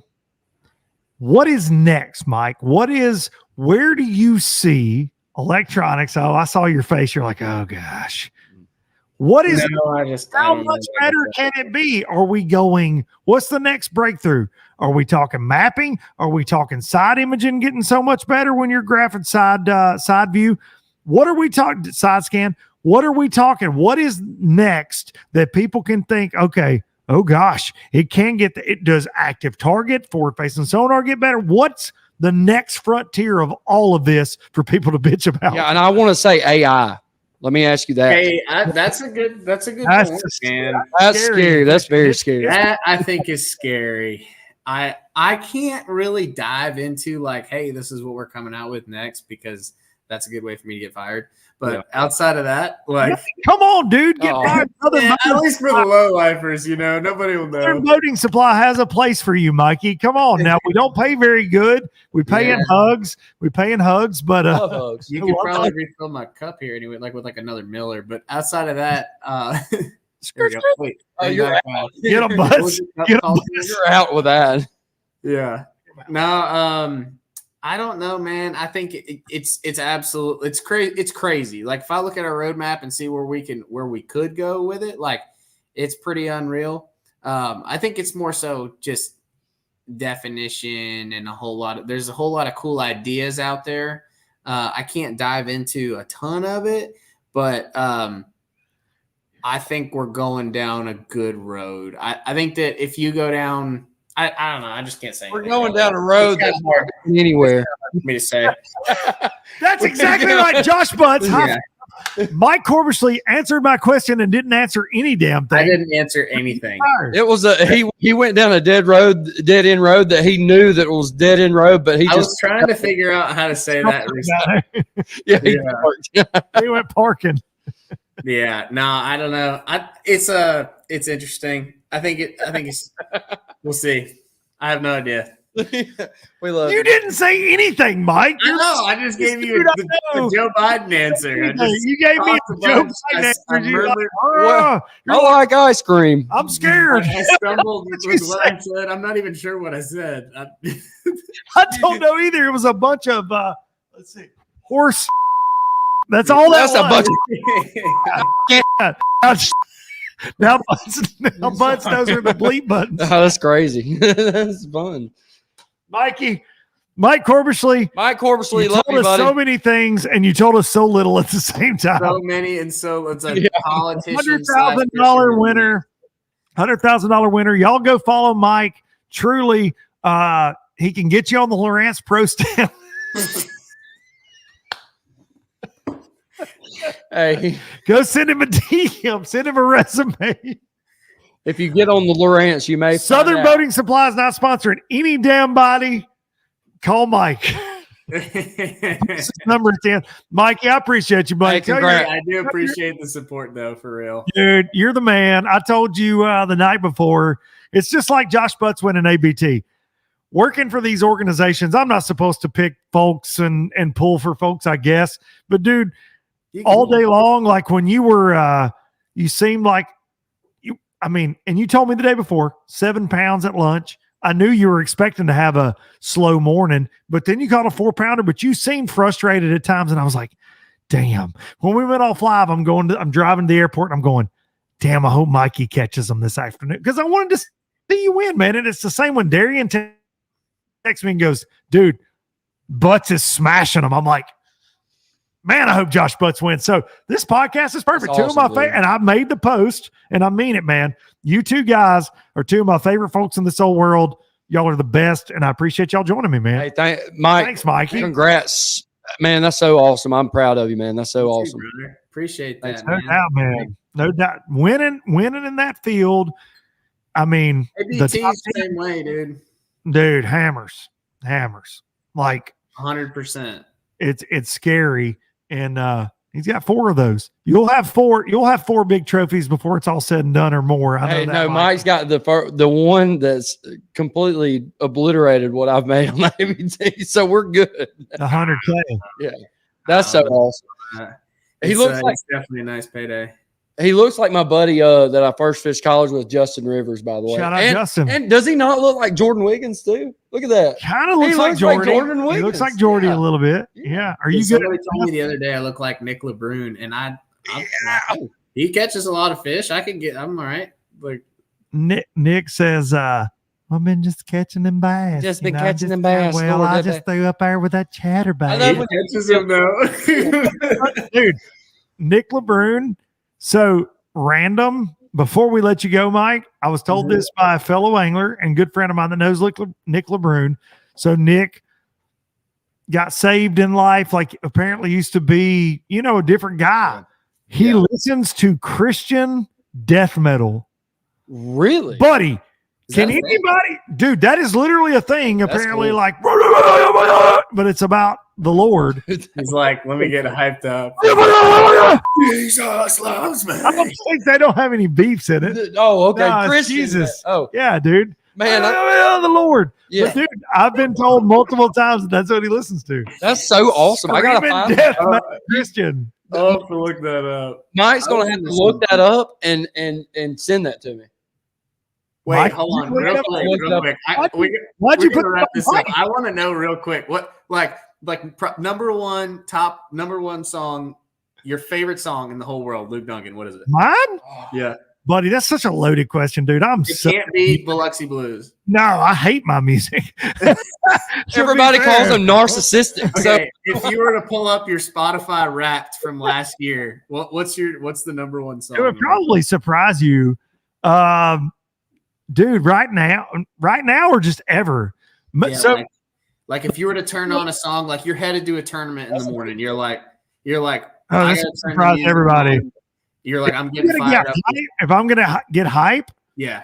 Run This Town, Jay-Z, Kanye West. If I'm gonna Okay. oh yeah, dude. Oh. That's me and Lil Trey song. Like if I'm getting, dude, I love this. Is what nobody probably like. I am a rap like nerd since I was a kid. Like going back to like Outkast, whatever. Like I love rap, but no, Run This Town, Jay-Z, Kanye West. Oh, buddy, that is my like getting fired up. yeah. Like Josh, let's hear it. That's such a good one. this whole Kendrick Drake thing has produced so many good. Dude, Kendrick said. Kendrick said, like that. I can get behind. That's a good song. oh yeah, that first one that Kendrick released, Euphoria. He said, "Don't tell lies about me. Won't tell truths about you." I was like, oh, I felt that in my soul, dude. Laura has been on me about that, and I can't keep it. You can't. I'm so like a Mel McDaniel, like a Josh Ward. Oh, like here's Baby's got her blue jeans on. Or as That's your, like pump up song. everything goes wrong. But see, here's the thing about my ADD, Josh Butts and Mike Corbishley, is I also like in my truck 8-hour drive, I'll be like, Run This Town, and then I'll be like Keith Whitley. Like 2 songs later, I'm the same way. Simpson, then Drake. Like that is, but dude, I think there's something about growing up in a small southern town, and I think you guys would agree with this. That's what it is. When it was mixed CDs when I was a kid, it was like Dr. Dre also made like downloaded them. Did you ever have LimeWire? Buddy, I ruined 2 things. You remember LimeWire? 2 things ruined my parents' computer: LimeWire, music, and maybe some adult films. Oh, when I was a child. we won't talk. Sometimes you downloaded those from LimeWire by accident. Sometimes you might click on something. It takes that you a your little buddy bit. tells you about. It takes you a little bit to download those as well. Dial up in southern Middle Tennessee, dog. You're like, damn it, dude. What the crap? I was just My wanting my mama's music. gonna be home from work in a minute. I need you to pump this out a little quicker. What was your favorite song, Mike? What was it? Song. Dude, my number one song, Yeah, let's hear it. Hype going to the ramp. Let's hear it. Hype Going to the Ramp, Travis Scott, Butterfly Effect. Mhm. Mm. That's a tasty jam. Yeah. Josh is like, I'm not even sure what song that is. They're trying to figure it out. Travis, no, I know Travis Scott. It does that. Demonic stuff. No, oh my gosh. All right, no, you just don't. It's a song, man. Come on. It's not like a worshiping the devil. Oh, what'd you do? Did you kick the Kool-Aid man? no, I had a Or your cramp cooler? in my. I had a cramp in my right leg. Oh, Rick Ross, Pirates, Rick Ross. That was actually really good.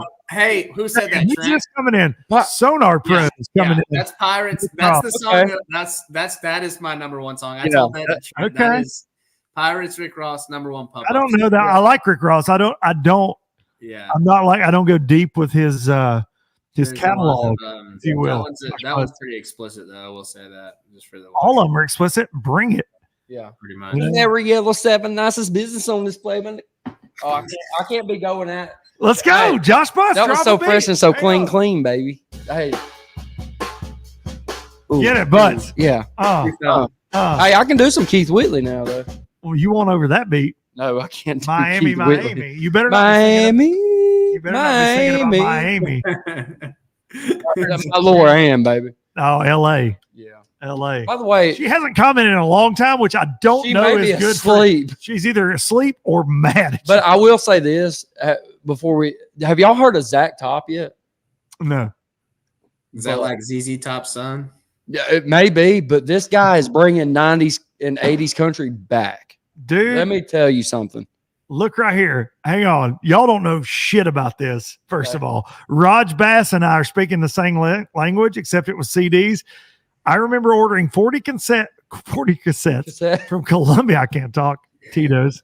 hit the button. Here, Butts, hit it. No, hit that. Oh. Yeah. On the couch. From Columbia House. So they would send these things that you got for 1 penny, all these CDs, right? And then they would try to get your information to charge you more. This legit happened. I'm in the 8th grade. I ordered, I think it was 13 CDs for a penny. And then your mama gets the bill, and then your mama's mad as hell because you don't read the fine print. And then they like turn it over to collection agency. So here we go. It was the worst business model in history because every child did this. Raj Bass, I remember ordering 40 cassettes from Columbia Records for a penny and never ever having to pay again. Dude, and they ship them to your house. Was that not? The collection days? And they never did anything. I remember my mama in the 8th grade going, "Did you order Nirvana, Nevermind, and 11 or 12 other CDs?" And I was like, "Maybe some Marilyn Manson." Yes, I did. Never had to pay for them. So yeah, Raj Bass, thanks for that good memory, man. Did y'all ever just go to sleep and like hear the promo ads at like 1 o'clock in the morning? Like it would be like Stevie Girls Wonder Gone Wild. singing. Well, that was if you were on MTV. Like that was the old I school. love MTV. Stevie Wonder, dude. Yeah. Put some respect on Keith Whitley's name, Jeff Lucas. Yeah, you dang right. Keith Whitley is my favorite Keith artist. Whitley next to the swimming pool yesterday afternoon, out back with the Triple Threat, singing to her, getting in her feels, buddy. I can listen to all that, man. I really can listen to any genre. Hey, no doubt, y'all need to listen to Zach Top. He's got the song. Sorry, buddy. I know you mentioned Zach Top. I don't know who he is, but he's got this new song. It's a Biloxi Blues. Heard it on the radio. He could sing that. Well, you probably nail it because I can't sing worth a damn. It sounds. To be fair, it's so freaking good. Y'all gotta listen. Zach to it. Top. Zach Top. Okay, shout out Zach Top. Zach Top. Mike Corbishley. We kept you for 2 hours. You are officially the longest guest in history. Call in. Record setting. Shout out, buddy. You are Mike Corbishley. You're the man. Yeah, you're the man. I'm a fan, dude. I've received so many texts about you. People excited about your win, dude. That's awesome, man. No, man, I did. Like our buddy Clay Connor from Express was so pumped about you the final day, man. So many others, dude. You got a lot of people in your court, and I'm one of those folks, dude. I appreciate you, Mike Corbishley. I'm one of those folks now too. So yeah, dude. Josh Butts, the new co-host of Low Budget Live. Yeah, man. We may go for 3 hours all the time. Love it. That's great. Hey, thank y'all. I appreciate you having me on. Thanks, everybody. Thank you, Mikey. Mike Corbishley. Mike Corbishley fishing on all the things. Yeah. Josh Butts, what's up, buddy? Are we keeping this thing going, or are we going to ride around in the Blazer? We may ride around the Blazer until about 1 o'clock.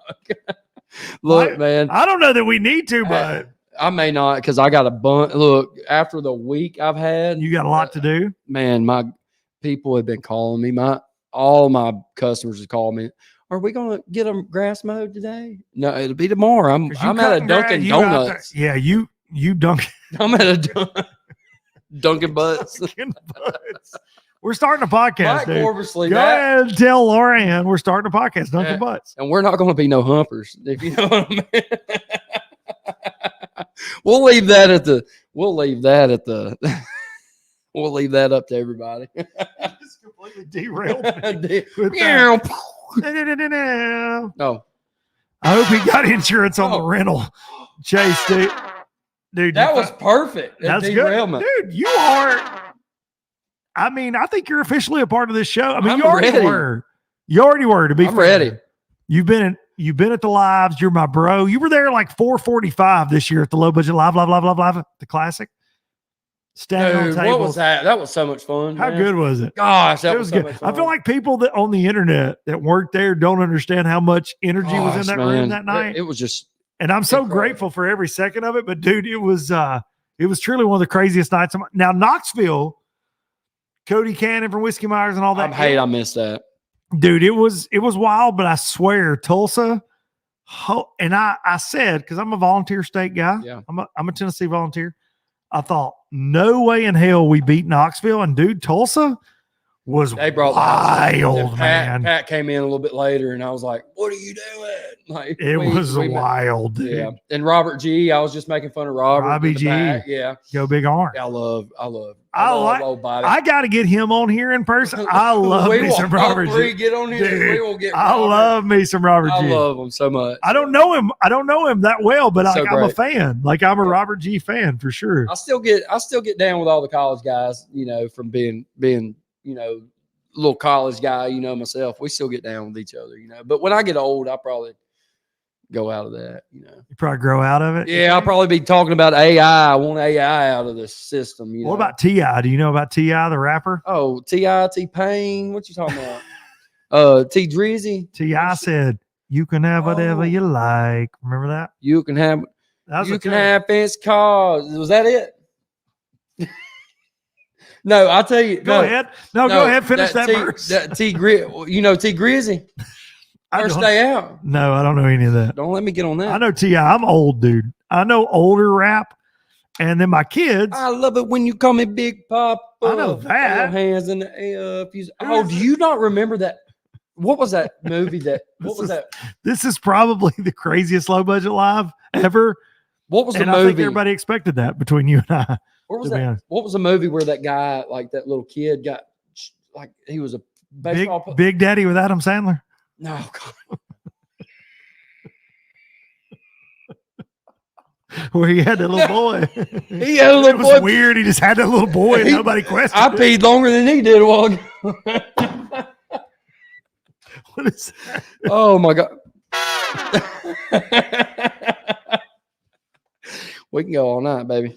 Damn right we can. What was the eight Longest- though? Are we going to do the longest low budget live in history? Probably. We're so. almost there. I don't know that I ever did a 3-hour one, man. Well, people that paid attention, they were hard. Hardball. There we go. They're still in the comments. It wasn't Thanks, Nick and Michael. hardball. It wasn't hardball though. That wasn't the movie. What is it? I forgot. It was. Big Daddy. I just gotta chill. It wasn't hard. Everybody's saying hardball. Bone Thugs. Bone, bone, bone, bone, bone. Hey, Bone Don't get me Thugs and started. Harmony were good now. Dude, Crossroads. That was back. I miss my Uncle Charlie. You kidding What you me? talking about? Dude, Ghetto Cowboy. You ever heard Ghetto No, I Cowboy? haven't. What? No. I wish I could play it on YouTube, but we'll get kicked off the stream. Dude, Ghetto Cowboy, Was that good? banger. Okay. I'll play it for you in the Blazer Okay, I'm down. as we're going to jail. I'm in down. a little bit. We may. There goes all. Nobody needs to sponsorship. drive the Blazer right now. No, we're not We're driving. the joking Blazer. about the Blazer. I'm going. I'm. First of the month. Yeah. That's Bone Thugs. Jeff Lucas coming in hot. Jeff's my dude. Jeff Lucas is is one of staying those- up late. We have terminology around here at Low Budget Live, Josh Butts.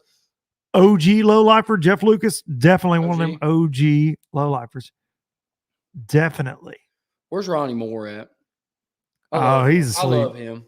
Buddy, I love me some Ronnie, but he asleep. Yeah, I know. Josh Butts, is there anything like you would like to say? You don't have any sponsors. You said you lost the only sponsor you ever had. Let me If tell you you. had one, if Big Bite Baits was sponsored you before this, you lost. No, I didn't. I never got a Big Bite Bait sponsorship, but I did get a sponsorship, and we'll close it out with this. I got a sponsorship from. It starts with an X, and it's Baits. It ends with zones. Yeah, no, Excite. Oh yeah, I don't even know what those are. A long time ago. They made a big worm, didn't they? At some Yeah, point. a long time ago, and I was catching these fish on a big jig that they just made a jig. It was a copper jig, and I was catching them in practice really good on it, and I lost it on a rock, and I asked him for another jig, and he wouldn't overnight me one. So I had to go jig, like one jig. One jig, yeah. He wouldn't overnight me. So I had to, which they were in production, of course, but I had to revert to a wobble head with Alabama crawl on it, kind of matching the color. Ended up winning the tournament, and I had to tell them that I caught them on that because I wasn't gonna lie. Well, I got a call and said, "You're off the pro staff. That's it," because you didn't tell. They weren't very excited about it.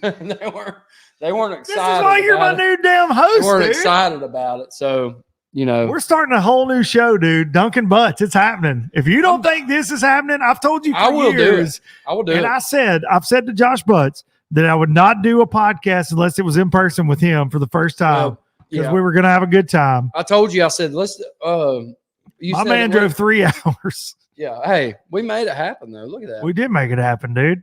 I can make it home by the time I can listen to this podcast. I want to. Jeff Lucas said Master P, dude. Master P, Bourbons and Lax. That's one of my favorite songs ever. That's a good one. Okay, so you know Bourbons and Lax. Hey, Lil Boosie. Lil Boosie. See, I like Lil Boosie badass. Lil Boosie can. The last Mr. Big. I don't know what's happening right now.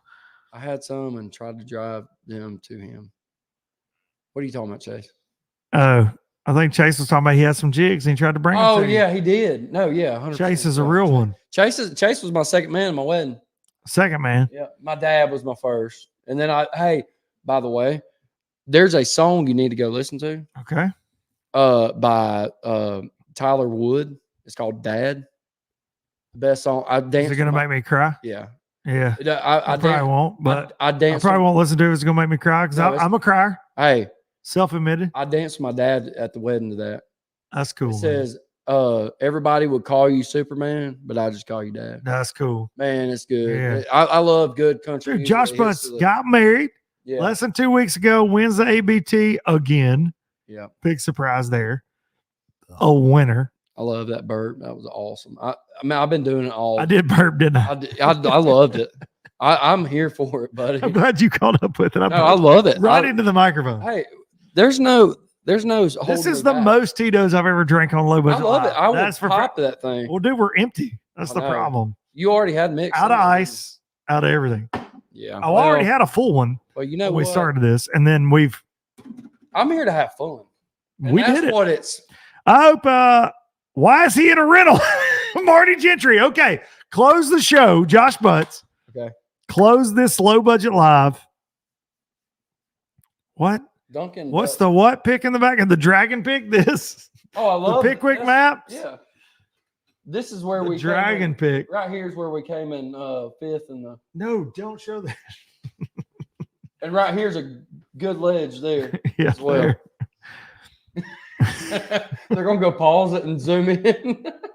If they get details off that damn map, they're in trouble anyways. Yeah, no, that's pretty. Tito should be a sponsor indeed. I do agree with that. We sponsor them at my house. Marty Gentry. Okay. Close out the show. Josh, but it's 3 hours and 5 minutes. Yeah. I think we both knew this is what was going to happen tonight. I got too many stories too. I do too, dude. Oh, dude, I could go for 5 hours with somebody in person like you, Josh. I could go for 5 hours in here on Low Budget Live. The rental though was why do you have a rental? So I sent you that picture of me. So that was actually a wheelchair. I was acting like I was broke down on my wheelchair coming over here, but the rental. You did. I did, yeah. And you didn't get it. No. I didn't get it. I just said, "Oh crap!" And that's why I sent you a wheelchair emoji. And if you zoomed in, I was going like that. If you zoom it, look, zoom in. Zoom in. This is Josh. You didn't get it at the time. Look, I got this earlier. My rental was broke down. And he's on. This is a tow truck. Yeah, that's my buddy's. He came and picked me up from the body shop. Why are you in a rental, Josh? Butts? Tell us the story. We've been trying for 3 damn hours. So I went to fish Gunnersville about a month and a half ago. Okay. And story goes back a ways. By the way, shout out to Warm Canoe. That's Chad Hall and Ryan Hall. Shout out Chad Hall. Chad Hall, Ryan Hall. And I bought my truck from Ryan Hall or Chad Hall. And did he sell you a bad truck? Chad Hall? No. Chad's my buddy. I'm just trying to set him up for failure. That is my baby. That is his baby. Chad. Yeah. And that's my baby. Okay. And Ryan wants it back. But sounds like a broke baby. Yeah, it won't be when it gets out of the shop. But here's the thing that happened to it. Well, I was eating crawfish at Cape Side in Rainbow City in Gadsden, and my buddy parked next to me coming back from Gunnersville. We just fished, and I was parked here. He was parked here, and I opened my door, and as I was opening my door, he was already backing out, and he got it with his fender well and bent my door completely back. So I had to. Chris body work. Yeah, body work. Chris McHugh, shout out to him. He's my best friend. And I went to high school with a guy named Chris McCune, and he was a dick. Are you serious? Yeah, for real. McCune. If he's listening to this, and I doubt he is because he's a dick. Yeah. He doesn't support anything I do. Dick. Chris McCune. Chris McHugh. Chris McHugh, nice guy. Chris McCune, dick. Chris McCune with an N. This is the first time I've really talked a lot of crap on a podcast about people that aren't in the fishing industry. It's okay. That Lord loves them. I'll Chris tell you McCann. that. Sorry, Chris. No, mother. Chris. I can't. That. That's how he feels right now. But he won't ever see this. Man. Okay, good. But I will say I don't know where that guy's at. But anyways, continue. My truck will be done. Okay, for everybody listening on. It will be on Friday. So I have a truck rental till Friday. And I thought it was going to be done by the time I got back from the honeymoon, but it wasn't because I didn't want to buy. The insurance company was only going to give me $41.41. Some bull crap. Bull crap. Shout out JD, by the way. He's my attorney. He's my attorney buddy. And he didn't help me after the wedding. And I will. Hang on. What? Yeah. He does JD? Insurance claim. Yeah. JD, John David Lawrence is his name. John David Lawrence. Damn it. Yeah. Damn it, JD. And he was in my wedding as well, but I talked to him. He said, "There's nothing I can do." Okay, like that's what he talks. That was kind of his tone. Yeah, he's he's an old man. I hunt with him. Okay, and he goes, okay, like he smokes. He's a Grateful Dead fan. Let me say that. Deadhead. He's a deadhead. Come on with it. Yeah. All right. Yeah. Miss K's gonna excuse the language, Miss K. Now listen, Miss K know I got a down mouth of a sailor on me. She knows. I just don't say it on stage. No, somebody that guy said, excuse the language, Miss K, for you and I. I love Miss K. No addiction. I love that. He said my phone died 45 minutes ago and I got turned back on and I was going to see what I missed. The fact this shit train is still off the tracks. Hey, no, it's not off the tracks. That's my dude right there. That baby's on the track. We chugging, baby. How much longer you want us to go, dude? Hey, how much longer you want this to be the longest LBL in history? We're already there. I can look, the old days with the train. Put the coal in it, dog. I put the coal in it, baby. You just tell me, hey. I'm just out of drink. And you got to pee. I had the damn button. Dude, you don't understand how bad I had to pee a while ago. Buddy, I do too, because I had all this.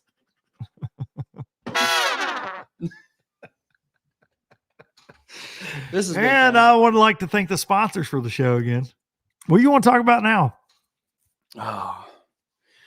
Well, let me tell you something. I'm freshly married. Freshly. And how's that been?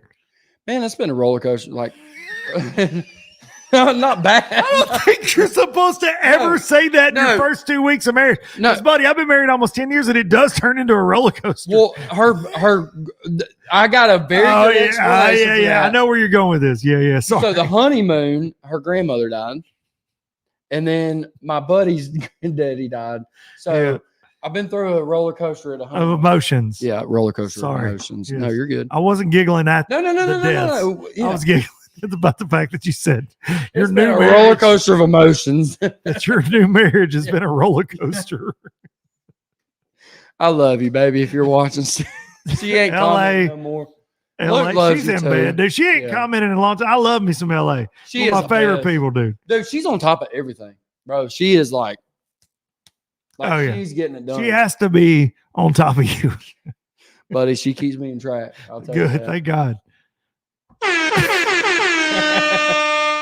LA in the house. She's not in the house. She left us probably 3 hours ago. Well, this has been real good, Luke. This has been real great. Okay. America's going to be great again. Okay. That was a Trump impersonation. I'm not really good at impersonation yet. You do a terrible Trump. That's a Southern Trump. It's not even. I actually stopped at a gas station if I close my eyes, it just sounded like Josh Butts. It's like it was like it was just you. I guess Lauren loves me so much because she tells me. She tells you that you do a good Donald Trump. Yeah, sometimes. Buddy, let me break it to you. You do a really shitty Donald Trump. You're my guy, but you do a terrible Donald Trump impression. Thank you so much for that. I don't know. My cheeks hurt so much. Hey, I don't care. I will do any. I don't care. I'm not. You want me to do a Biden? Josh, if it's as good as your Trump, go ahead. I don't know one. Josh tells his new bride Luke wants to start dunking butts with me. If you don't think that show's coming, you're wrong. You're wrong, buddy. You're sleeping on the couch. Yeah. He's sleeping on maybe at my house. Potentially. You're sleeping on the couch. NC Shooter's been with us the whole time, man. Oh, yeah. I have to drink next live show. Yeah. Listen. That was nice guns he had. Yeah. Sorry. It's okay. I didn't see that video. Oh, by the way, let me tell you something that happened at the honeymoon. Lauren! There she is. LA is back. She said, please go all night. Yes. He just got approval from his wife. From my wife. See, are we going marathon, low budget live? I'm going to pee. I'll be back. Okay. Keep them entertained, Josh. I will. Look at the John. By the way, I need the John Cox shirt. I need John Cox to send me that shirt, by the way. So let me tell you something, guys. This has been an amazing, amazing show. I just want to thank everybody for coming out tonight. And I want to give it. I love these buttons. They're pretty cool. I want to say this. Luke is an amazing man. Not gay or nothing, but I just want to say that. And I also want to tell you that every one of you that's been commenting, thank you so much. Thank you. And the ABT was great. Thank you for all that you have said during the comments as well. Chase, hold on. Let me see if I can. No, I can't. My producer's gone. And he's making a little tinkle. Josh, I'm gonna be honest, you're a terrible host by yourself. Hey, I think everybody would love it. I think everybody loves the host. I think everybody loves the host. Look, everybody's laughing. I'm so dead on this episode. That's my wife. Never mind. You're more of a tag team. I need guy. my buddy. I need my buddy to help your me. co-host. Yeah, you're the great. As I was down the hall there. Josh, down the hall. Live in Birmingham or near Birmingham? I live actually near Birmingham, but I'm not going to tell you where. Because shout out your sponsors. Luke is not coming back. Bobby Colson. I'm back, dude. Here I am. He just had to pee, okay? I did indeed. Leave my buddy alone. You need hospital urinals for this podcast. Dude, we're 3 hours and 15 minutes in. They're not even called he did hospital not wash urinals. his hands, Raj Bass. Buddy, I know where it's been. Yeah, I do too. So we're good. I took a shower before I came, actually. But I did stop at the Trump gas station on the way here. There's not a Trump gas station. What do your Trump impression again? I stopped at a Trump gas station, okay, and it was amazing. It was great. I loved it, okay. And Luke is a great person. He's an amazing person, okay. He has these LOB jigs. They're amazing. You can buy them online, okay.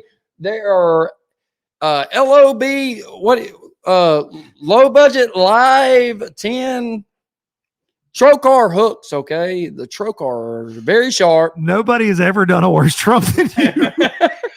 Nobody. Hey, I was going with it. Look, that is a great.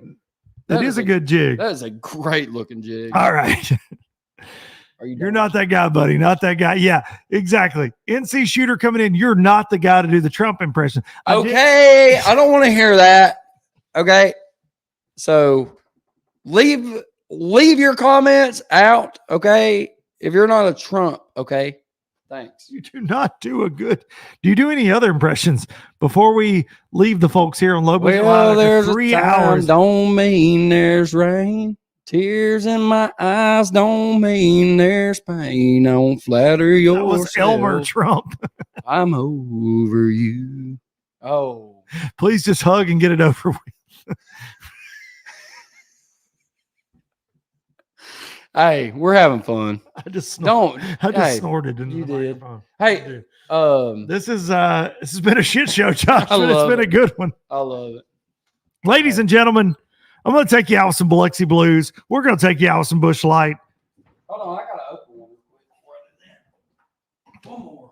I've only had 4. Dude, I just got a text for real from my good friend Michael Roby that they have Old Bay seasoned goldfish. No, have you ever don't had tell those Laura. crab chip Utz crab seasoning chips? No. Oh God. Have you had the Old Bay sunflower seeds? Yes. Yeah, multiple times. Look here, LA. Laura Ann, you will love those. You can't really say it. Old Bay goldfish. She is a goldfish nut. Okay. Yeah, that sounds so good right now. I'm not gonna lie. Oh my gosh. Thank y'all, Valley Girl Trump impression. That is true. You're like a Valley Girl. Okay. Be quiet. That guy, you know. Okay. I love you, Luke. Dude, I do a See, oh, by the way, do you know where I got these? I'm not a crack at it, by the way. I don't want somebody seeing that. This was from welding. These welding in West Logan. yeah, welding and West Logan. Cheers, Josh Butts. Cheers. I love Thank you for buddy. driving. I love you, buddy. Thank you for driving all the way up here. 100,000. Real quick before y'all go, we give my son a shout out for qualifying for the TBF High School Championship on Lake Hartwell. Yeah, Michael Mathis. Congrats to what's your son's name, Michael? Michael. What's the Caden Mathis Caden and Mathis? Nick Lee. Here we go. Shout out. Good job. Yeah, Josh Butts. Hit him with it. Hit him with that applause, Josh Butts. You know where it's at now. I think it's the top left. Hey, Caden Mathis and Nick Lee, everybody. Love y'all. Good luck. So awesome. Smoked goldfish. Smoked goldfish. What? Okay, we fitting to find out. We finna find out. Where are we Thank going to get y'all. them from? The Trump store that I just stopped at a while ago? There's They not don't a have Trump nothing. store. I don't even know what you're They talking don't have nothing but a cicada in the floor that's just going bzzz, and I kick it and then it don't do anything anymore. Love the show tonight. Bam. Good work, kids. Future. Thank you, Raj Bass. This man right here, Josh Butts Fishing. Make sure Hey, you're I love following y'all him. too. He is a fishing fanatic, and he catches a bass with his partner, Stephen McAvoy. Shout out to Stephen. Josh is really the one that's going to do personal appearances of the duo. Stephen's a little shy sometimes. This guy right here, follow him. Stephen can catch him. Absolutely catch him. Ain't no doubt about it. Thanks to Josh Butts. Thanks to Mike Corbishley for joining me. Thanks to each and every one of you low-lifers for joining us. Noah Dickinson, see you at Weiss Lake. Yeah, buddy. Missed you this past weekend. Missed my ABT family. That is for sure. Guys, yeah. It was a good one. I don't even know what to say about it. To wrap it up, 3:20. Let me tell you something. Close it out, Josh Butts, and then we're going to hit them with Biloxi Blues. Tell them we're going to hit them with that. I say, God bless you all. Yeah. The Lord loves you for real. Come on with it. And Luke, you're an amazing man, and I appreciate you, buddy. You're my Thank bro. you so much. Love me some Josh Butts. Lauren, we love you. Shout out to Panger on BTL. Yeah, coming in live. I love me some Panger. He did the last live with me here. Oh, yeah. Panger from a casino parking lot. Here's Biloxi Blues. See y'all next week. Let me turn it up so you can hear Never could make it. Sing it, do it. Okay, here we go. Spanish moss and Civil War ghosts. Well, I'm gonna leave them in the All right, past. here we go. Any direction, Lord, I'll be fine. It don't matter, east or west.